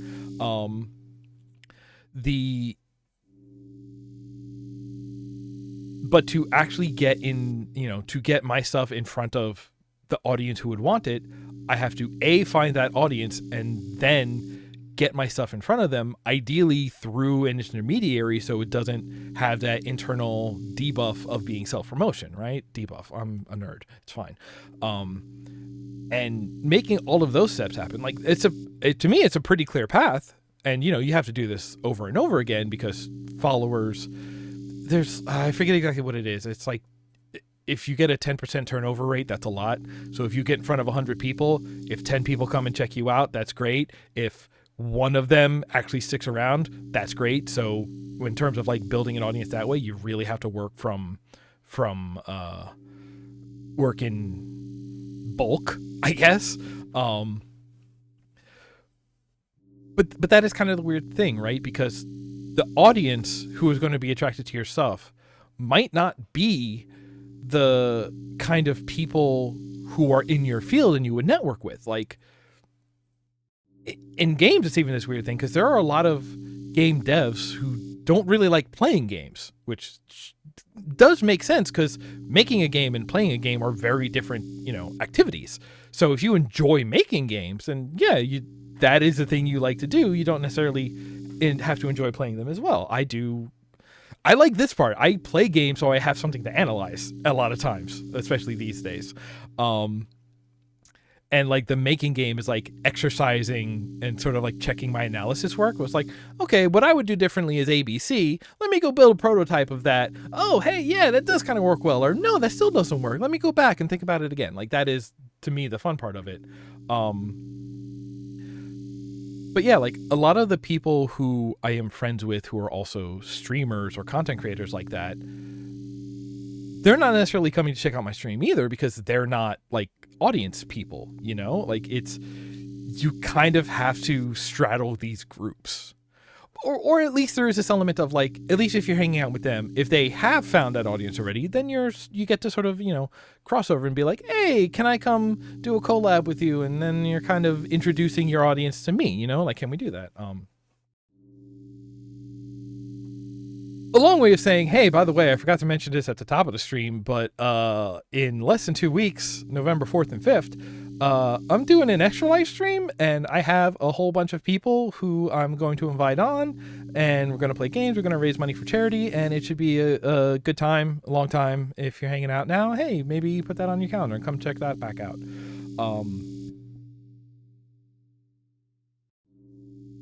But yeah, it is... There is a lot of like similar but discreetly different socializing tasks that are necessary in order to build audiences and reach like a sustainable level of popularity. And I at least find that it is hard enough to do one of them correctly, never mind having to juggle like up to 3 different styles of it, you know? But a lot of them really is like, yeah, just like, what is it? It's important to put yourself out there so that it can be found. The more effective way to get out there is to make it so your stuff cannot be missed and to slide it in front of people or have other people slide it in front of people, you know? Because then it's not self-promotion, so that hopefully we'll have a better turnover rate because that's what is the phrase? Native marketing, because what is that implying is that like, oh, I heard about this from somebody who I already trust, I already identify with, so whatever is being promoted kind of gets that boost of there is an inherent interest and trust in it because this other person I am interested in trust is the one who recommended it, so it comes with their if it comes with a recommendation from somebody that, you know, already has good standing with this audience, then that passes on. You know, it's like walking into a party and just like, yeah, this is my friend. No, I vouch for him. He's a cool guy, right? That is always going to work better than just showing up at the party and being like, come on, let me in. I'm a good guy. Like that just doesn't work. Like you need that level of trust passed along, which I think again goes back to popularity is bestowed more than it is built, you know? Oh boy,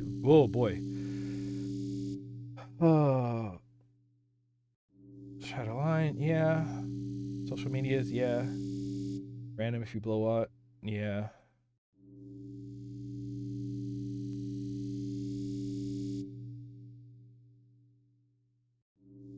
Yeah, that's you know, if I'm going to toot my own horn, that's kind of how I feel a lot of the time of like I love doing this. Most like every series that I do, I do different series. Each one has custom overlays. I've got, you know, I got reactions and alerts and all of these things. I built the alert box. I forgot to add it as a browser source. That one's on me. But like, yeah, you can put in so much effort, but you need to put it in. You need to get it in front of people in order for it to be seen. Like it feels obvious, but like just posting, hey, I'm live to every social media account you have, sure, you can do that. People need to be following it. That's why social media works so well, is because once somebody follows, then whatever you post is put in front of them. which is why everything that works on an algorithm is sort of counter to that, and that's a whole conversation on its own.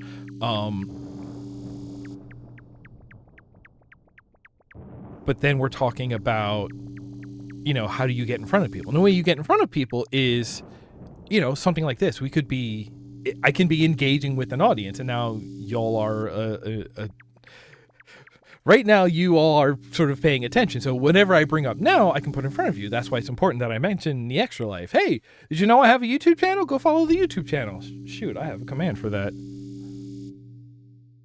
Right? But like doing this right here, right now, just like this is different because y'all are here. I am putting it in front of you, and you already chose to be interested in what I'm doing, or at least check it out. So like, I know that sort of self-promotion is going to be welcome because you chose to check out what I'm doing in the first place. This is different from, but y'all are here. That is the difference. Y'all are here and y'all are paying attention to where I'm putting things. If I was just posting to a Twitter account that has no followers, that's not going to do anything. If anything, if I want that to start becoming effective, I have to put that Twitter account in front of people, which, make it friends. Because it's like Mentos commercials. You start with friends, and then they're going to share it with friends. They're going to put it in front of friends of friends, and then they're going to go, and that's how it goes. You cannot just put it in front of the whole world at once. And if you really want to get turnover and to get people to stick, that's when you start doing demographics. That's when you start looking at, okay, well, the few people I have are awake and active during these hours because they're in this time zone, so I should post stuff then, so that way it is more in front of them. Like all of that, it all comes down to putting stuff in front of people. And that comes down to like location and time and just like knowing where they are and getting in front of them. And ideally having like if you can get one of them who will spread it to the rest of that crowd, that would be even better because then you have that, hype man situation.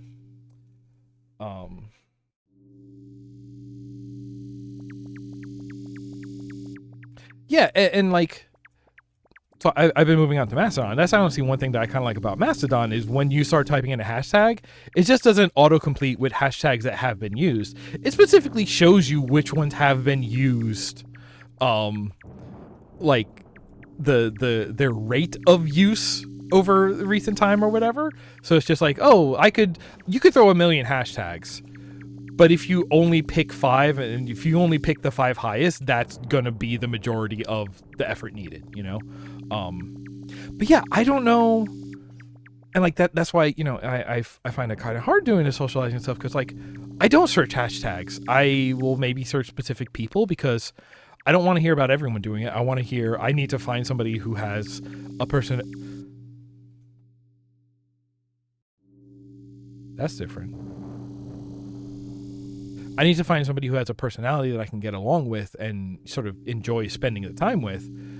And then I'll like try and figure out everything they're doing. But like, wow, I am more interested in the person than in the content.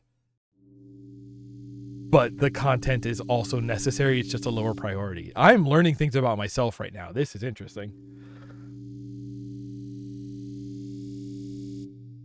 Oh, yeah, no, name change is garbage. It's that site is ruined. That's part of why I'm moving to Mastodon, because that site is dead. Like, I created an alt account on Blue Sky, but that's because that's where like a lot of NSFW creators seem to have moved.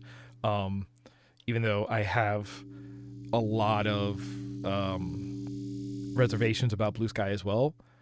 I have a lot of issues about Mastodon, but the issues I have with Mastodon are more about how people talk about it and explain it and promote it. And I think it is, I think Mastodon's main problem is ineffective marketing, basically. So I'm going to talk to this monster, I guess.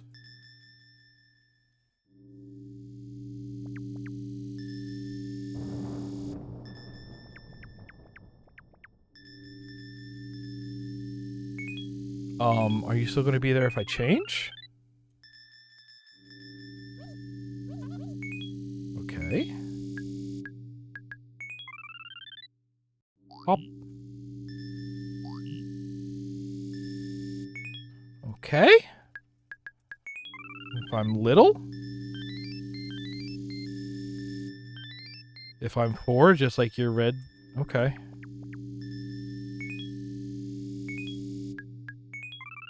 Well, I found something, so that's something.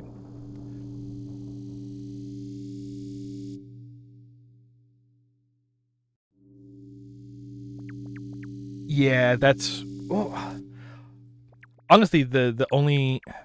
Okay, it's kind of twofold. The only, like, interactions I still get on Twitter are a very disappointing mix of I get followed by a lot of spam bots, I get mentioned by a lot of spam bots. I really don't see activity from the people I used to see activity from. So, like, all the people who I was getting notifications on from Twitter, they just don't seem to be there anymore, you know?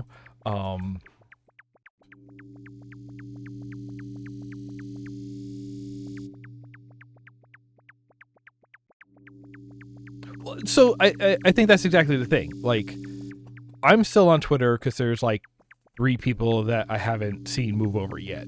But also at the same time, like, I'm moving elsewhere because I want to follow people who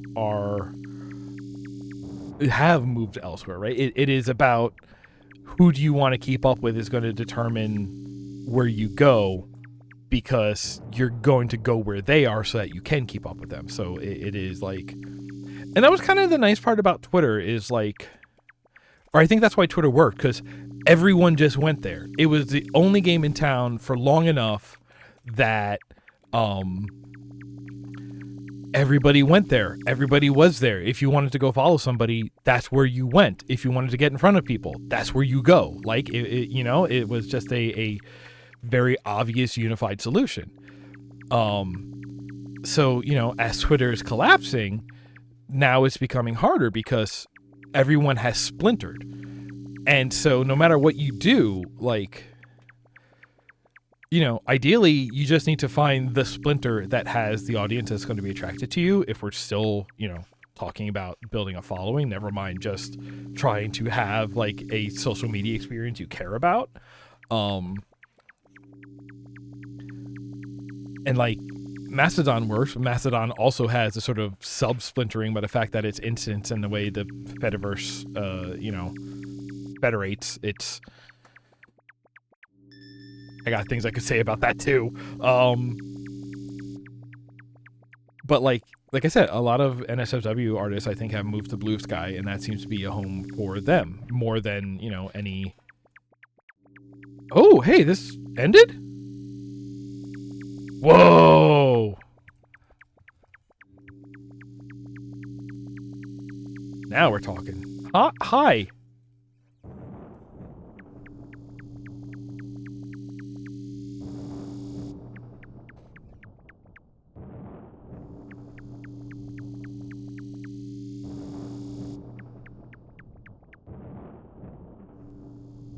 You know what dreams are like?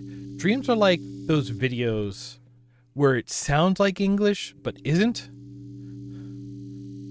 It's a dream is where the structure of things is correct enough that when certain details don't make sense or wouldn't work, we use the structure of it to just be like, no, we can continue on with the structure. So it's not a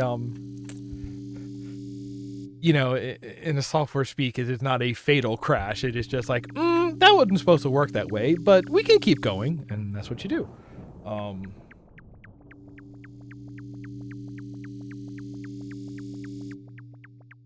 Right, yeah, exactly like I was saying. There is no, like, accepted replacement for Twitter. There are a lot of options.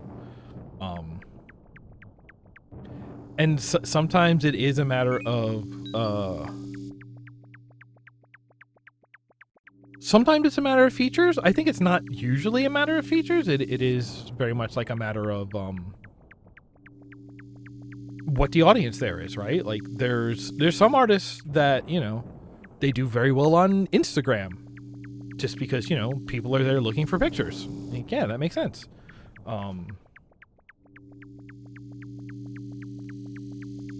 It has only made it trickier because there's not a single be-all solution.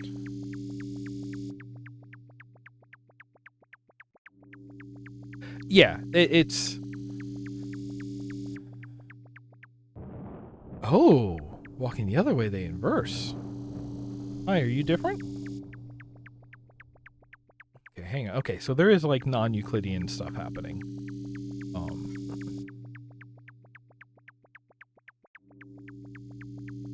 Because like even if we end up getting a solution like what was it? Makebird.app or whatever, which was basically saying like, hey, this will like aggregate, you can pick Twitter accounts that it will retweet to Mastodon for you, so you can follow people who are on Twitter, you can follow them from Mastodon basically. But then that also changes the like ability to reach out and reach back and interact between. So like, yeah, whatever the solution to that is going to have some pretty specific functions to actually succeed in being the, you know, replacement social media actions that we need. Hey, you seem different. You're a wiggly boy. Oh, whoops, you're an elevator. That's cool. I want to check out the rest of this room first.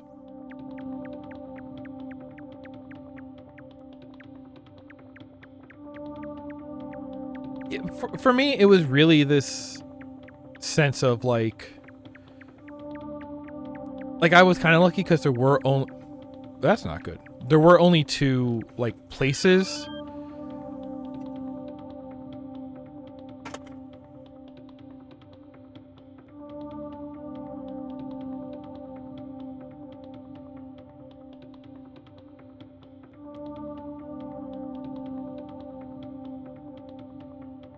I wasn't ready.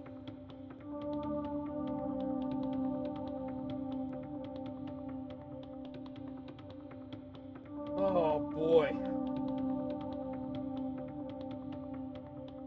Like I was thinking, oh man, are they really going to give me like a corpse outfit that I can change into? But no, this is more like an inspirational moment. This is like, oh man, somebody should have had a traffic light here. I'll be that traffic light. Well, I gotta see what that's like. Change into a traffic light. I sure am. Oh my god, I still have feet.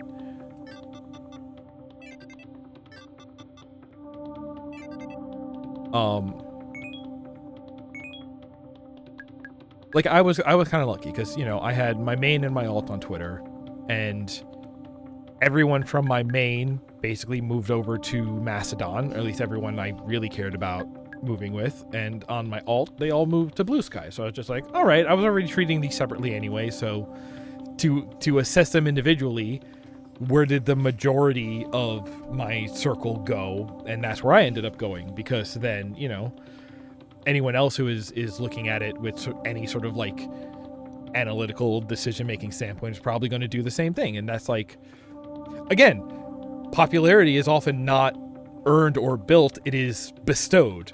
And popularity has momentum, which, you know, YouTube, Facebook, Twitter, algorithms, whatever, accentuate that problem, if you want to consider it a problem. But popularity has momentum. The more popular they get, the quicker you will start, you know, you will build popularity after that. At some point it'll plateau, but it is, you know, once you have 100 people who are following you, then everything you do is in front of 100 people. So then there is more sharing, there is more attraction, there is more people coming in. It definitely works that way. So like, when you're thinking about your audience, like, yeah, wherever the majority of your audience is gone, that's where you want to go to. But also, that is working in favor of the platform, because whichever one gets the most people going to it is only going to get more people going to it.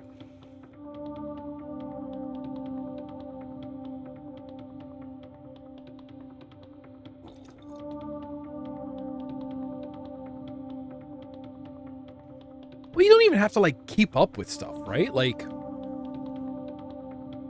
which also, like, I don't use any of the For You stuff because I know that is algorithm driven, and that is going to hide a lot of stuff from me, and I have control issues, and I gotta know everything. But like, you just gotta kind of, you don't have to know everything. You just kind of gotta be there, be a presence, respond when you are there, get yourself in front of people when you are there. But that doesn't mean you have to be on top of everything all the time. Okay.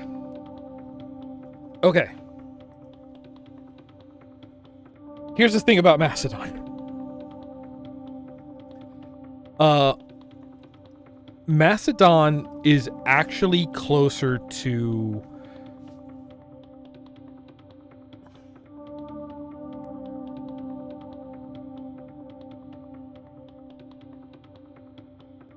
when you are it is sort of like differently structured enough that there's not an easy way to explain it. Blue Sky is still invite only. All right, here's the thing about Mastodon. You need to approach it the way you might approach a forum, which is saying, yes, Mastodon is sort of the language that all of the servers speak, but every instance is essentially its own mini Twitter. So like, I'm on kind.social. So it makes more sense. It doesn't make sense to say I'm on Mastodon. It makes sense to say I'm on kind.social, which runs Mastodon, right?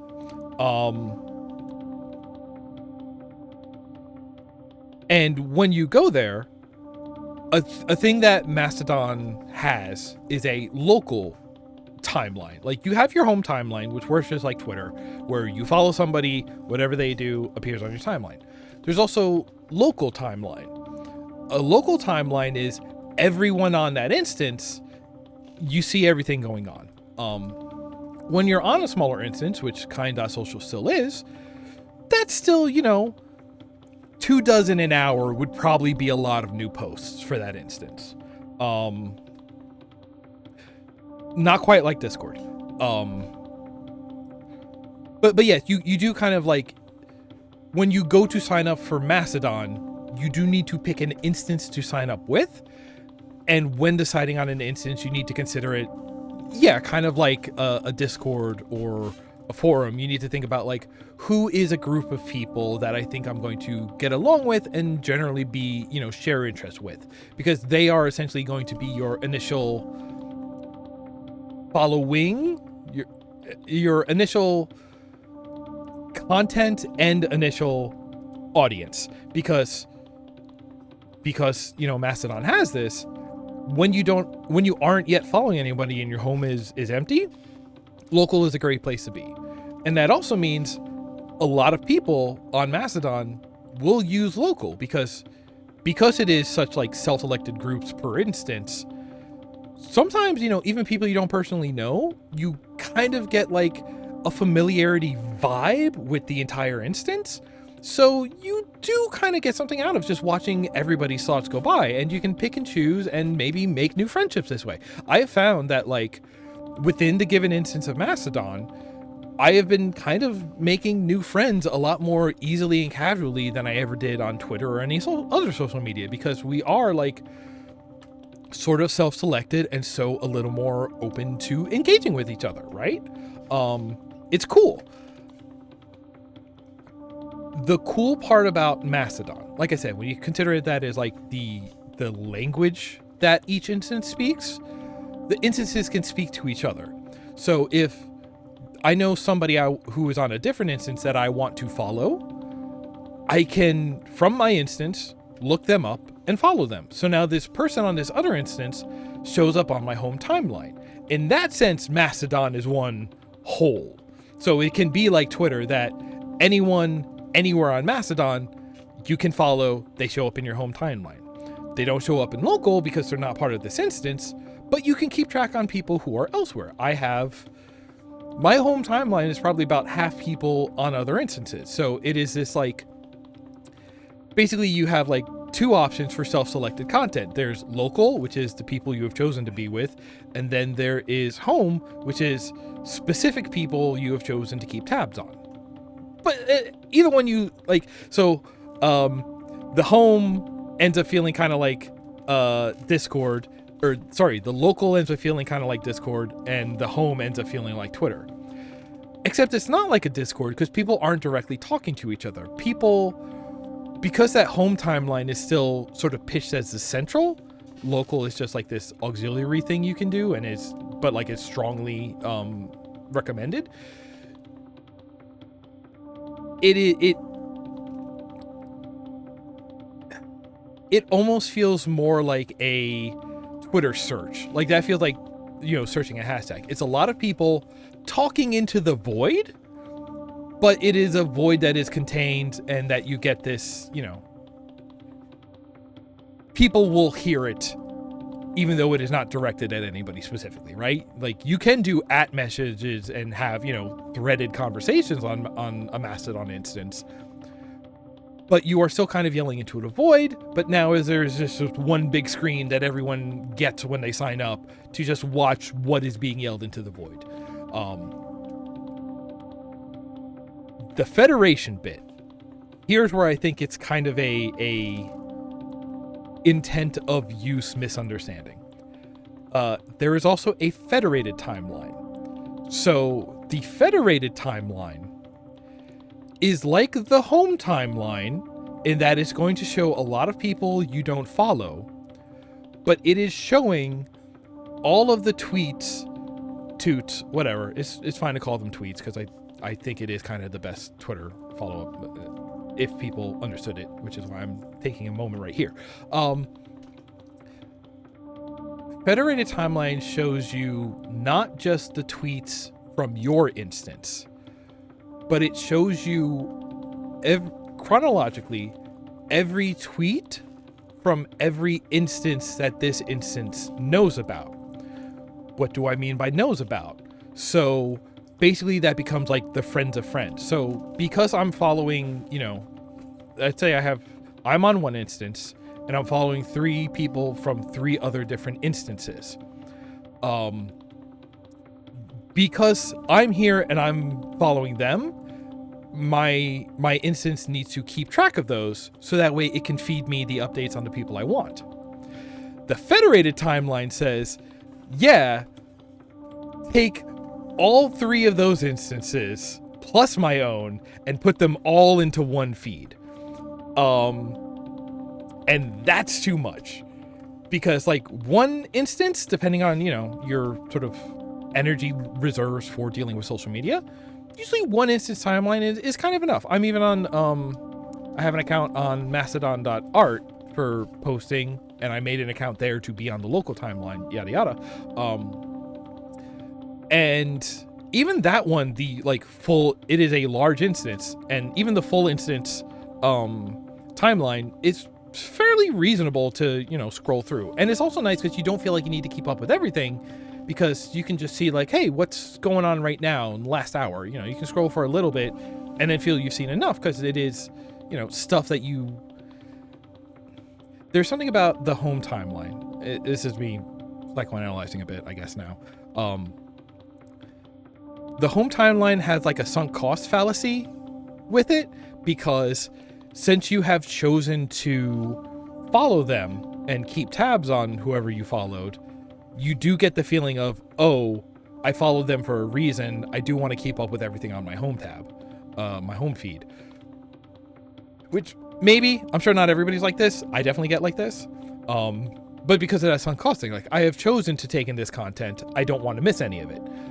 Whereas with the home feed, it's just kind of everyone, local. It's an instance is kind of like a home when everybody's tightened it enough. Anyway, with the local timeline, it is stuff you didn't necessarily sign up for. The local timeline is more like going and looking at the bulletin board down at the rec center or whatever. It's like, oh, let me get up to date on what everybody else is up to. But it's okay if I miss some of it, because it's, I can pick stuff out and say I want to keep close tabs on this, but generally it's just like, oh yeah, it's stuff floating down the river. You know, that's the other way I like to think about it. It's just floating down the river. The federated timeline, when you have like, so if I'm following 3 people from 3 other instances, okay, that's 4 instances together. That's quite a bit. That's going to move pretty fast. And it's going to include a lot of people that you really don't care about because they are not the people you specifically reached out to follow, and they are also not the people you have self-selected to be with. They are groups of people who care about wildly disparate things, possibly. Plus, it's not just you. It's not just the people you're following. It's everyone the instance knows about. So if Jerry is over there also on my instance, and he's following another dozen people from other instances, people who I would not have the interest to follow, all of their instances are also on the federated timeline. So the federated timeline is basically drinking from the fire hose of social media. It's what if you were able to just listen to everyone everywhere all at once? And it is the worst. I hate it. I hate it so much. It is so fast. It is incomprehensible to keep up with. It's crazy. It is such a bad, like, I cannot imagine the person that is useful for, and the fact that they made that they put effort into coding that in as a feature just makes me go, the people making this thing do not understand the way that it is going to be used, the things that it is going to be for. Like, y'all do not quite understand your own product. They did put out a really big revision lately, and it actually did a lot with searching. It understands that, like, any hashtags that are added at the very end of the post, it sort of sweeps them aside and says, this is for searching purposes. You can follow a hashtag the way you would follow a person, at which point anyone who uses a hashtag, that, you know, individual tweet will show up on your home timeline. So if you do want to keep up with a topic, and that will pull from the federated, from anyone this server knows about. So if you want to hear about hashtag Yarn Mountain, follow that on Mastodon. But like streaming, if you're a streamer, you can follow hashtag Twitch. So if it would be on the federated timeline, instead of trying to parse through that, anything in there that used hashtag Twitch, that'll appear on your home timeline. So you do get like really good sort of like filtering options in that sense.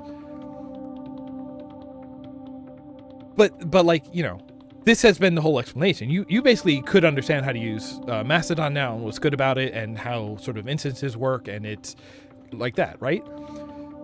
Given all of this, you can kind of see how you cannot just say, oh, go sign up for Mastodon the way you would say go sign up for Twitter. That doesn't mean much, or that is half of an instruction. That is a poorly formed instruction to give somebody. That's what I mean when I say, like, trying to pitch Mastodon as a Twitter alternative. Like, it is, but it is not comparable enough to Twitter in terms of structure that you can actually say that. To sign up for Mastodon means to sign up for an instance. But in such a way that even if, you know, your whole audience, you know, spreads out to different instances, you can still get them all on your one timeline. Home timeline. Stranger and strange words. You can still be all together and have those links no matter which instance you're on. And like, people try to pitch it like, oh yeah, it's just like Twitter when you do this thing, when that is actually like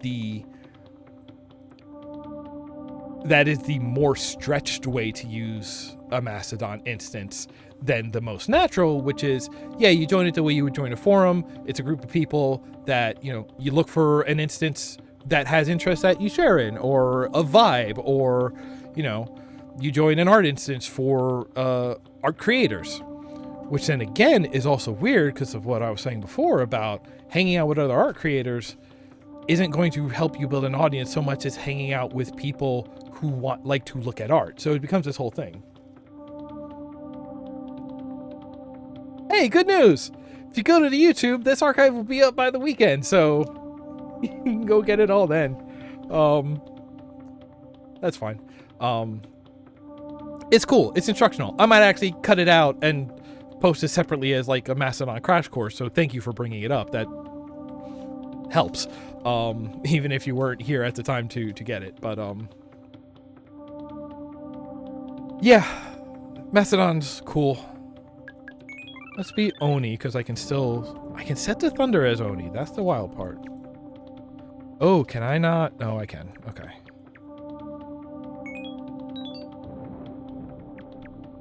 Oh boy, we've been going for longer than I thought I had. I'm probably gonna bring this to an end soon. But I can explore a little more. I at least gotta go until the next time I get stuck and have to go back to the real world to save, right? Right. Right, this is what there was. There's this friend who is a fire pole. Like, that's the other weird thing so far, right? Like, there's that one NPC who sends you to prisons. Multiple prisons, different prisons, so even that's kind of interesting. But, like, I wouldn't say anything has been, like, a jump scare so far. I've never really been threatened beyond, you know, being sent to jail.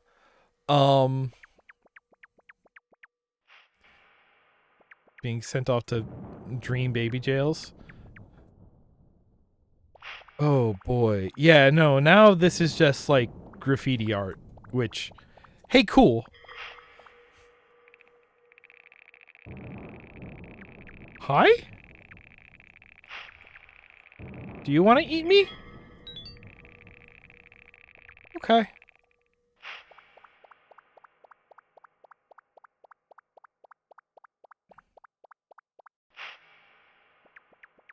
What else is going on out here?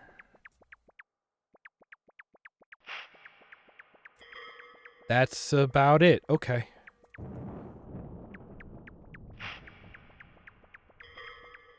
I can't get over these.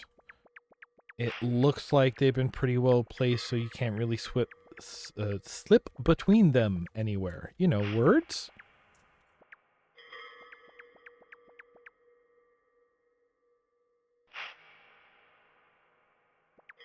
Yeah, like, or I would say that it's spooky but not scary. Unlike the skeletons from that song that is explicitly about how they're both. Yeah, like a lot of this is sort of like unsettling. It is surreal. The fact that like there is that like 3 pages of tutorial and that's literally all of the explanation you're going to get about anything is very like the fact that nobody talks like this is unsettling because it is a very like isolated experience. Like the vibe is isolated. We're wandering around. We are the only one like us. There's a lot of things like we cannot reach out for help. We just have to like, even when people are around, we have to stumble to try to figure things out. Yeah, exactly. It's neat. Hey, what is that thing up there? Okay, can I do anything here? You're animating and making noise. Are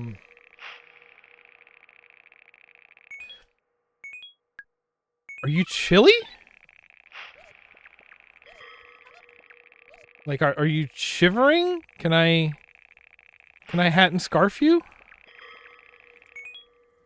Okay. Can I traffic light you? Can I tell you to... Yes, I can.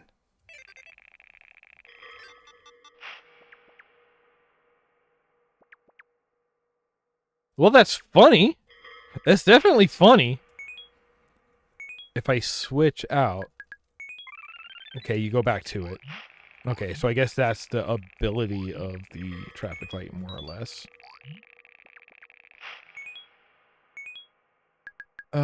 And that's... And little. I can be little. I can be little and lots.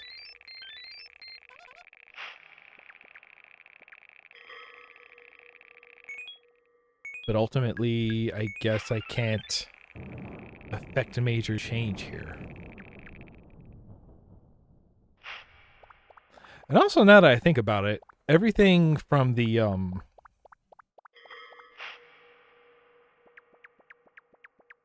from that like road highway side was very like one-wayed asymmetric, so I don't know if I can actually like walk all the way back at this point. Well, I guess it's worth trying. Is there anything else down here? No, it was just this little dip, right? Yeah.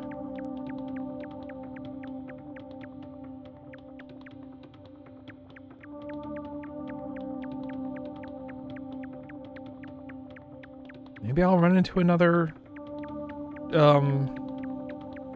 jellyfish plant, man.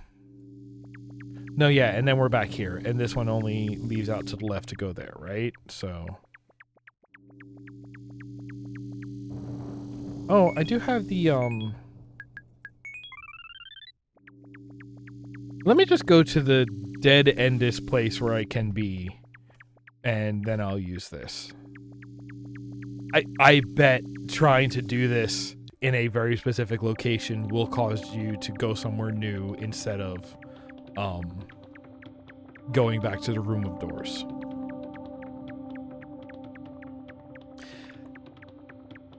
And here's the thing. I think I'm pretty set on this now. I don't think I'll be playing much, if any, more of this game once I'm done with this stream here. But I think I will definitely go to a wiki and just see what else is in this game and sort of have that question answered for me of like, is there a purpose? Not even what is the purpose, what is your goal? I just want to be sure that there is a goal, you know? That's really the... Right now, the interesting question for me is less what is the goal and more is there a goal? And that's... I don't know, I think that's interesting. Yeah, we can't, like, go up or down here, right? We're so... Oh, wait, we can look up. To that. Okay. Wait. The only other thing I can say that I can really do is, like, if we look up here... Nope, can't strike lightning. We just kind of look at it. Can we look down? Nope, it is at one specific spot where we can sort of hold it and see it, but still not interact with it. Okay, all right, okay. Hey, buddy. Hey, check this shit out.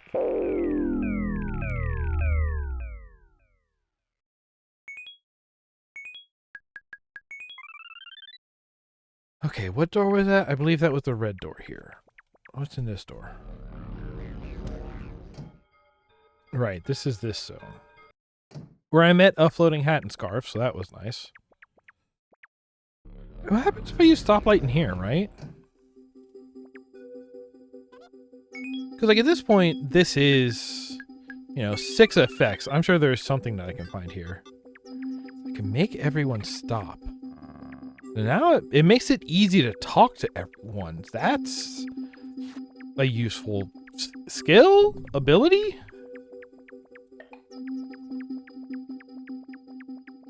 But I'll say again, it does make me feel like, hey, I was trying to figure out how to make this mechanic work, and I took all my prototypes and slammed them together into one game. Again, I don't think that is what happened, but that's the vibe I get. Like the Mighty Mighty Boss Tone said. That's just the vibe that I get.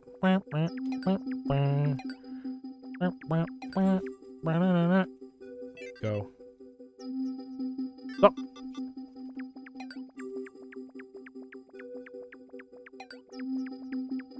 Now, is there going to be like a inverse zone where red will start making somebody move when everybody else stops, or...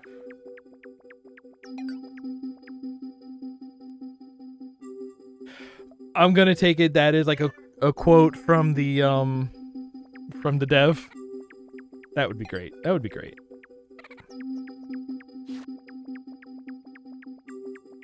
Now, the last thing that I really did that was kind of like this was the Doom My House.wad, which I thought was really cool and did some interesting things, especially in terms of like playing with dream geometry and sensing and time warping and stuff like that. And yeah, that is what I did. Is I explored as much as I could, and then as soon as I felt like I was stuck, I was like, let me go check the wiki, and if there's like one hook that's like, and here is the thing that starts cracking the game wide open, then I can go from there. And if not, it's just like, all right, well, let me just go see what is in there and just go like, wow, I never would have found that. Those are, I like reading a wiki and having that reaction because it's just like, it makes me feel smart enough for having stopped trying early enough to not get frustrated at not finding the bullshit that seems impossible to find, you know? Cool.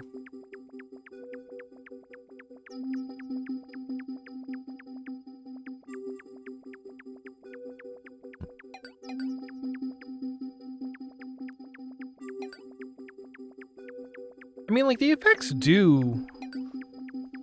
Like, again, it feels like a video game because it's like, oh, yeah, the effects are basically abilities. It's like getting abilities in a video game, but also, like, so far they fit in with everything else in the way that they're not purely cosmetic, but if they have, like, a function for progressing the game state, I would say I don't really recognize any of them doing that.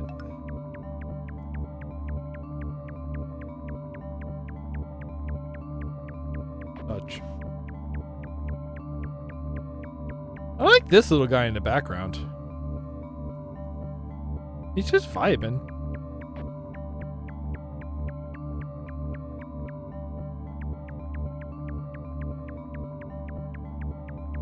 Oh, it's super late now, isn't it? Oh, but I haven't got stuck anywhere, so I still just want to wander. Like, that is a thing it's doing right? Is like, is it much of a game? I don't know. Oh, now we're talking. That's what the traffic light is good for. Cat. Fact. Oh, yeah. Don't like. Oh, did not like that.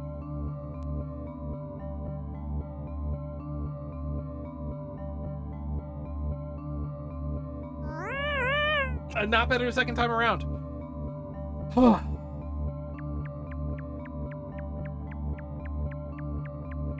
Okay, that's really the first one so far. Use the traffic light to stop an NPC so you don't have to chase it down to get the ability that it obviously has because it's running around and is harder to catch. This is a spooky zone.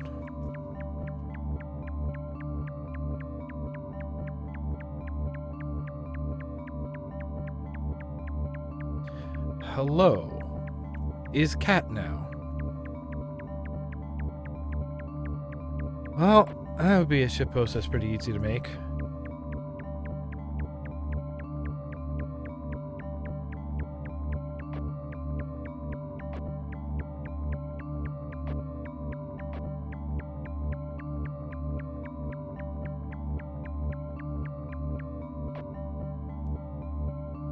All right, let's just. This is good. This is interesting and weird. And that is, I believe that save state was saying I have 6 effects. Hey, can I turn the TV on? Yes. Nope. Can't go out. All right. Well, I'd say I'm pretty happy to finally know what this thing is. Same thing. It's been a game that I've been like aware of for a very long time, and I don't know what to say about it. It is a game. It is a thing. It is an interesting wandering maze puzzle kind of game. It definitely seems to be about wandering around and finding stuff, and there's a lot of attention to detail in like little things affecting other little things. Um,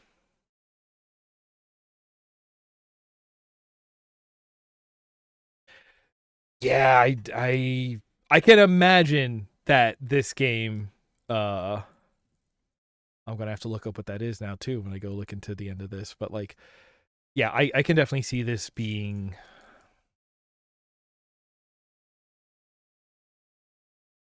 there. I can see this being inspirational because, like I was saying, there is an attention to detail. There is like constantly a bit more to dive into than you might expect, because there is just like little corners of these. Like I feel like it is like a sort of brute force way to get to these effects, but like, yeah, there is little corners of maps that have a door you may not have seen before, and there are specific screens that have a character that maybe you can interact with them if you have the right effect. How many effects exist? Like, this is a game, what this is doing, that this is kind of what I wasn't expecting. I figured I would play it for a little bit and then suddenly the game would reveal to me like, oh hey, this is what this game is about. And it hasn't. This game seems to be about that like first 5 minute, you know, jump into the deep end style of game opening, but just the whole thing. You know, it's just like, no, this game is about not totally understanding what's going on. Like, because like even you go like, oh, I get abilities, that's gonna let me do things. Maybe. I feel so unsure about everything this game is, and I'll tell you what. As an art piece and as art as being a means of evoking, like, you know, emotions and states and ideas and all of that, this game is extremely evocative of that sort of confusion and like I said, being isolated. Like, not even the, you know, we talk about, oh, when games hold your hand too much and there's too much tutorial. Like, this game is just like the opposite. It's like, nah, I'm not only am I not going to hold your hand, I'm barely going to give you a foothold for you to start climbing up yourself to understanding. And that's interesting.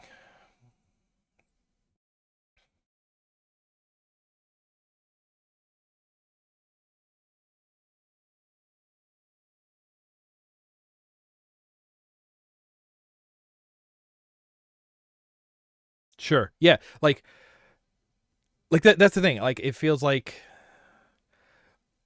you know, I do like to be analytical about stuff, which means I do like to sort of approach them with a certain level of meticulousness.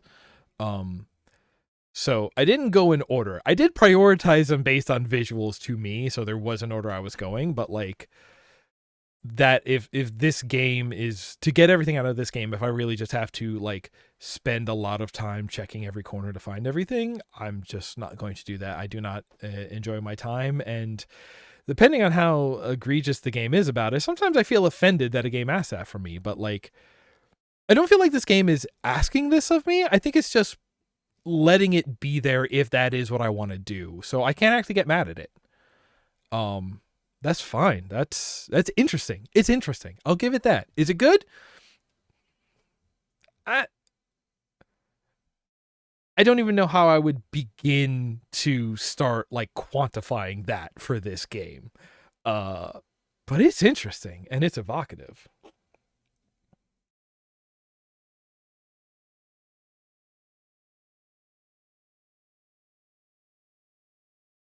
Yeah. I honestly didn't even feel like it's that slow. Like, if I got a bike that would make me look faster, that would make me move faster, it's just like, okay, so I can check out every corner faster, but you're still asking me to like check out every corner to find things. So it's I don't to for my take, I don't know how much I would actually change how I feel about this game. Yeah, also I'm sure for some people this is it's it's like the opposite of a mobile game, right? Because like so many mobile games are feedback factories where it's just like, oh, everything you do, you're gonna get a little fanfare and you're going to get rated out of 3 stars. And if you do it 2 more times, you'll get a chest. This is the opposite. This game is just like, you're here. Stuff's around. Go for it. Like, it's sort of like the laissez-faire of gaming. I don't know. It's interesting. This is extremely good for a certain kind of person, and I think that's just not me. I'm curious what else is in here, but to find it out by playing sounds not fun. Not even miserable, just not fun. And I've played some miserable games.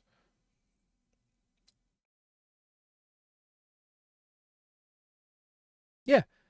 Like I said, I don't hate it. I think it's super interesting. I am glad to have touched this. It's enough that I want to go find out more about it. I just don't necessarily want to play it, you know? So that's it. Anyway, that's going to do it. I need to go put air in the tires of my mom's car and then eat dinner. So I'm going to call it quits here. A little bit of housekeeping here at the end. Thank you very much for hanging around as long as y'all have. I got a lot of people who pop in because I'm playing a game they like, and then they go like, oh, and then you don't hear from them again. So thank y'all for being here and conversing and all of that. I appreciate it a lot. There it goes. Hey, here's what's going on. I try to stream pretty much every Wednesday. This week is Backlog stream. Next week, I haven't created the schedule for November yet. But I will say, like I said, come back November 4th and 5th. We're going to be doing Extra Life, so it's 24-hour of streams. I'm taking a break in the middle. It's back-to-back 12-hour streams is what we're actually doing. Raising money for children's hospitals. It's going to be a good time. We'll do Jackbox at some point. I'm going to have guests on. It'll be a cool time. And if you're able to donate, that's great. If you can't, hey, tell somebody about it. Eventually word gets to somebody who can donate, and we've brought more good into the world. If you missed, let's say, a very instructional section about Mastodon from this stream, that's fine. You can go to our YouTube channel where pretty much everything we stream gets uploaded. I can only think of maybe like 2 things that didn't. Also, there's a bunch of stuff up there that goes straight to YouTube and doesn't get live streamed. And like every stream I've ever done is probably up there. So if you want to watch like over 300 episodes of me looking at Doom mods, no, it's not 300 episodes, 300 hours. It was a big number. It's like I think it's like over 2 days worth of episodes of the Doom mod travelogue where I just, again, this kind of play and analyze vibe, but for Doom mods created by the community. I had a good time doing it. If nothing else, it's good second screen friendly voice in your content. If any of this sounds interesting to you and you want to get updates, join our Discord. It's basically set up to give you notifications about stream schedules and YouTube uploads and Twitch going live and all of that. Sometimes I'll put extra notes, behind the scenes, questions. You can chat with other people. I leave the server in slow mode, so don't feel like you have to sit on it constantly. You can pop in, see what's up, leave a message, pop out. It's fine. And the final thing is I do have a Patreon set up because I would love to do this full time. Right now, I do it once a week because that's about all I can manage. There's other stuff I do that, you know, the stuff that goes straight to YouTube, the stuff I do for other channels. 1 day a week of streaming is all I can really manage right now because I have to go work a day job to make the bills go away. But if you would like to help more of this content get made and just let me dedicate more time to it, support on Patreon is always appreciated, and you get something out of it. You get more streams, content, games, YouTube, essays, websites. I don't know. I do a lot of stuff depending on what mood I'm in. Plus, sometime this week, I do have to write a project roundup to let you know the sort of off-camera stuff that I've been working on. That'll go up on Patreon, and it's going to be about making a custom Fortnite island this month, mainly. So, look forward to that. But yeah, that's going to do it. Thank you very much for hanging out. I had a good time. I hope you did too. And until next time I see you, take care of one another. Have a good night, everybody.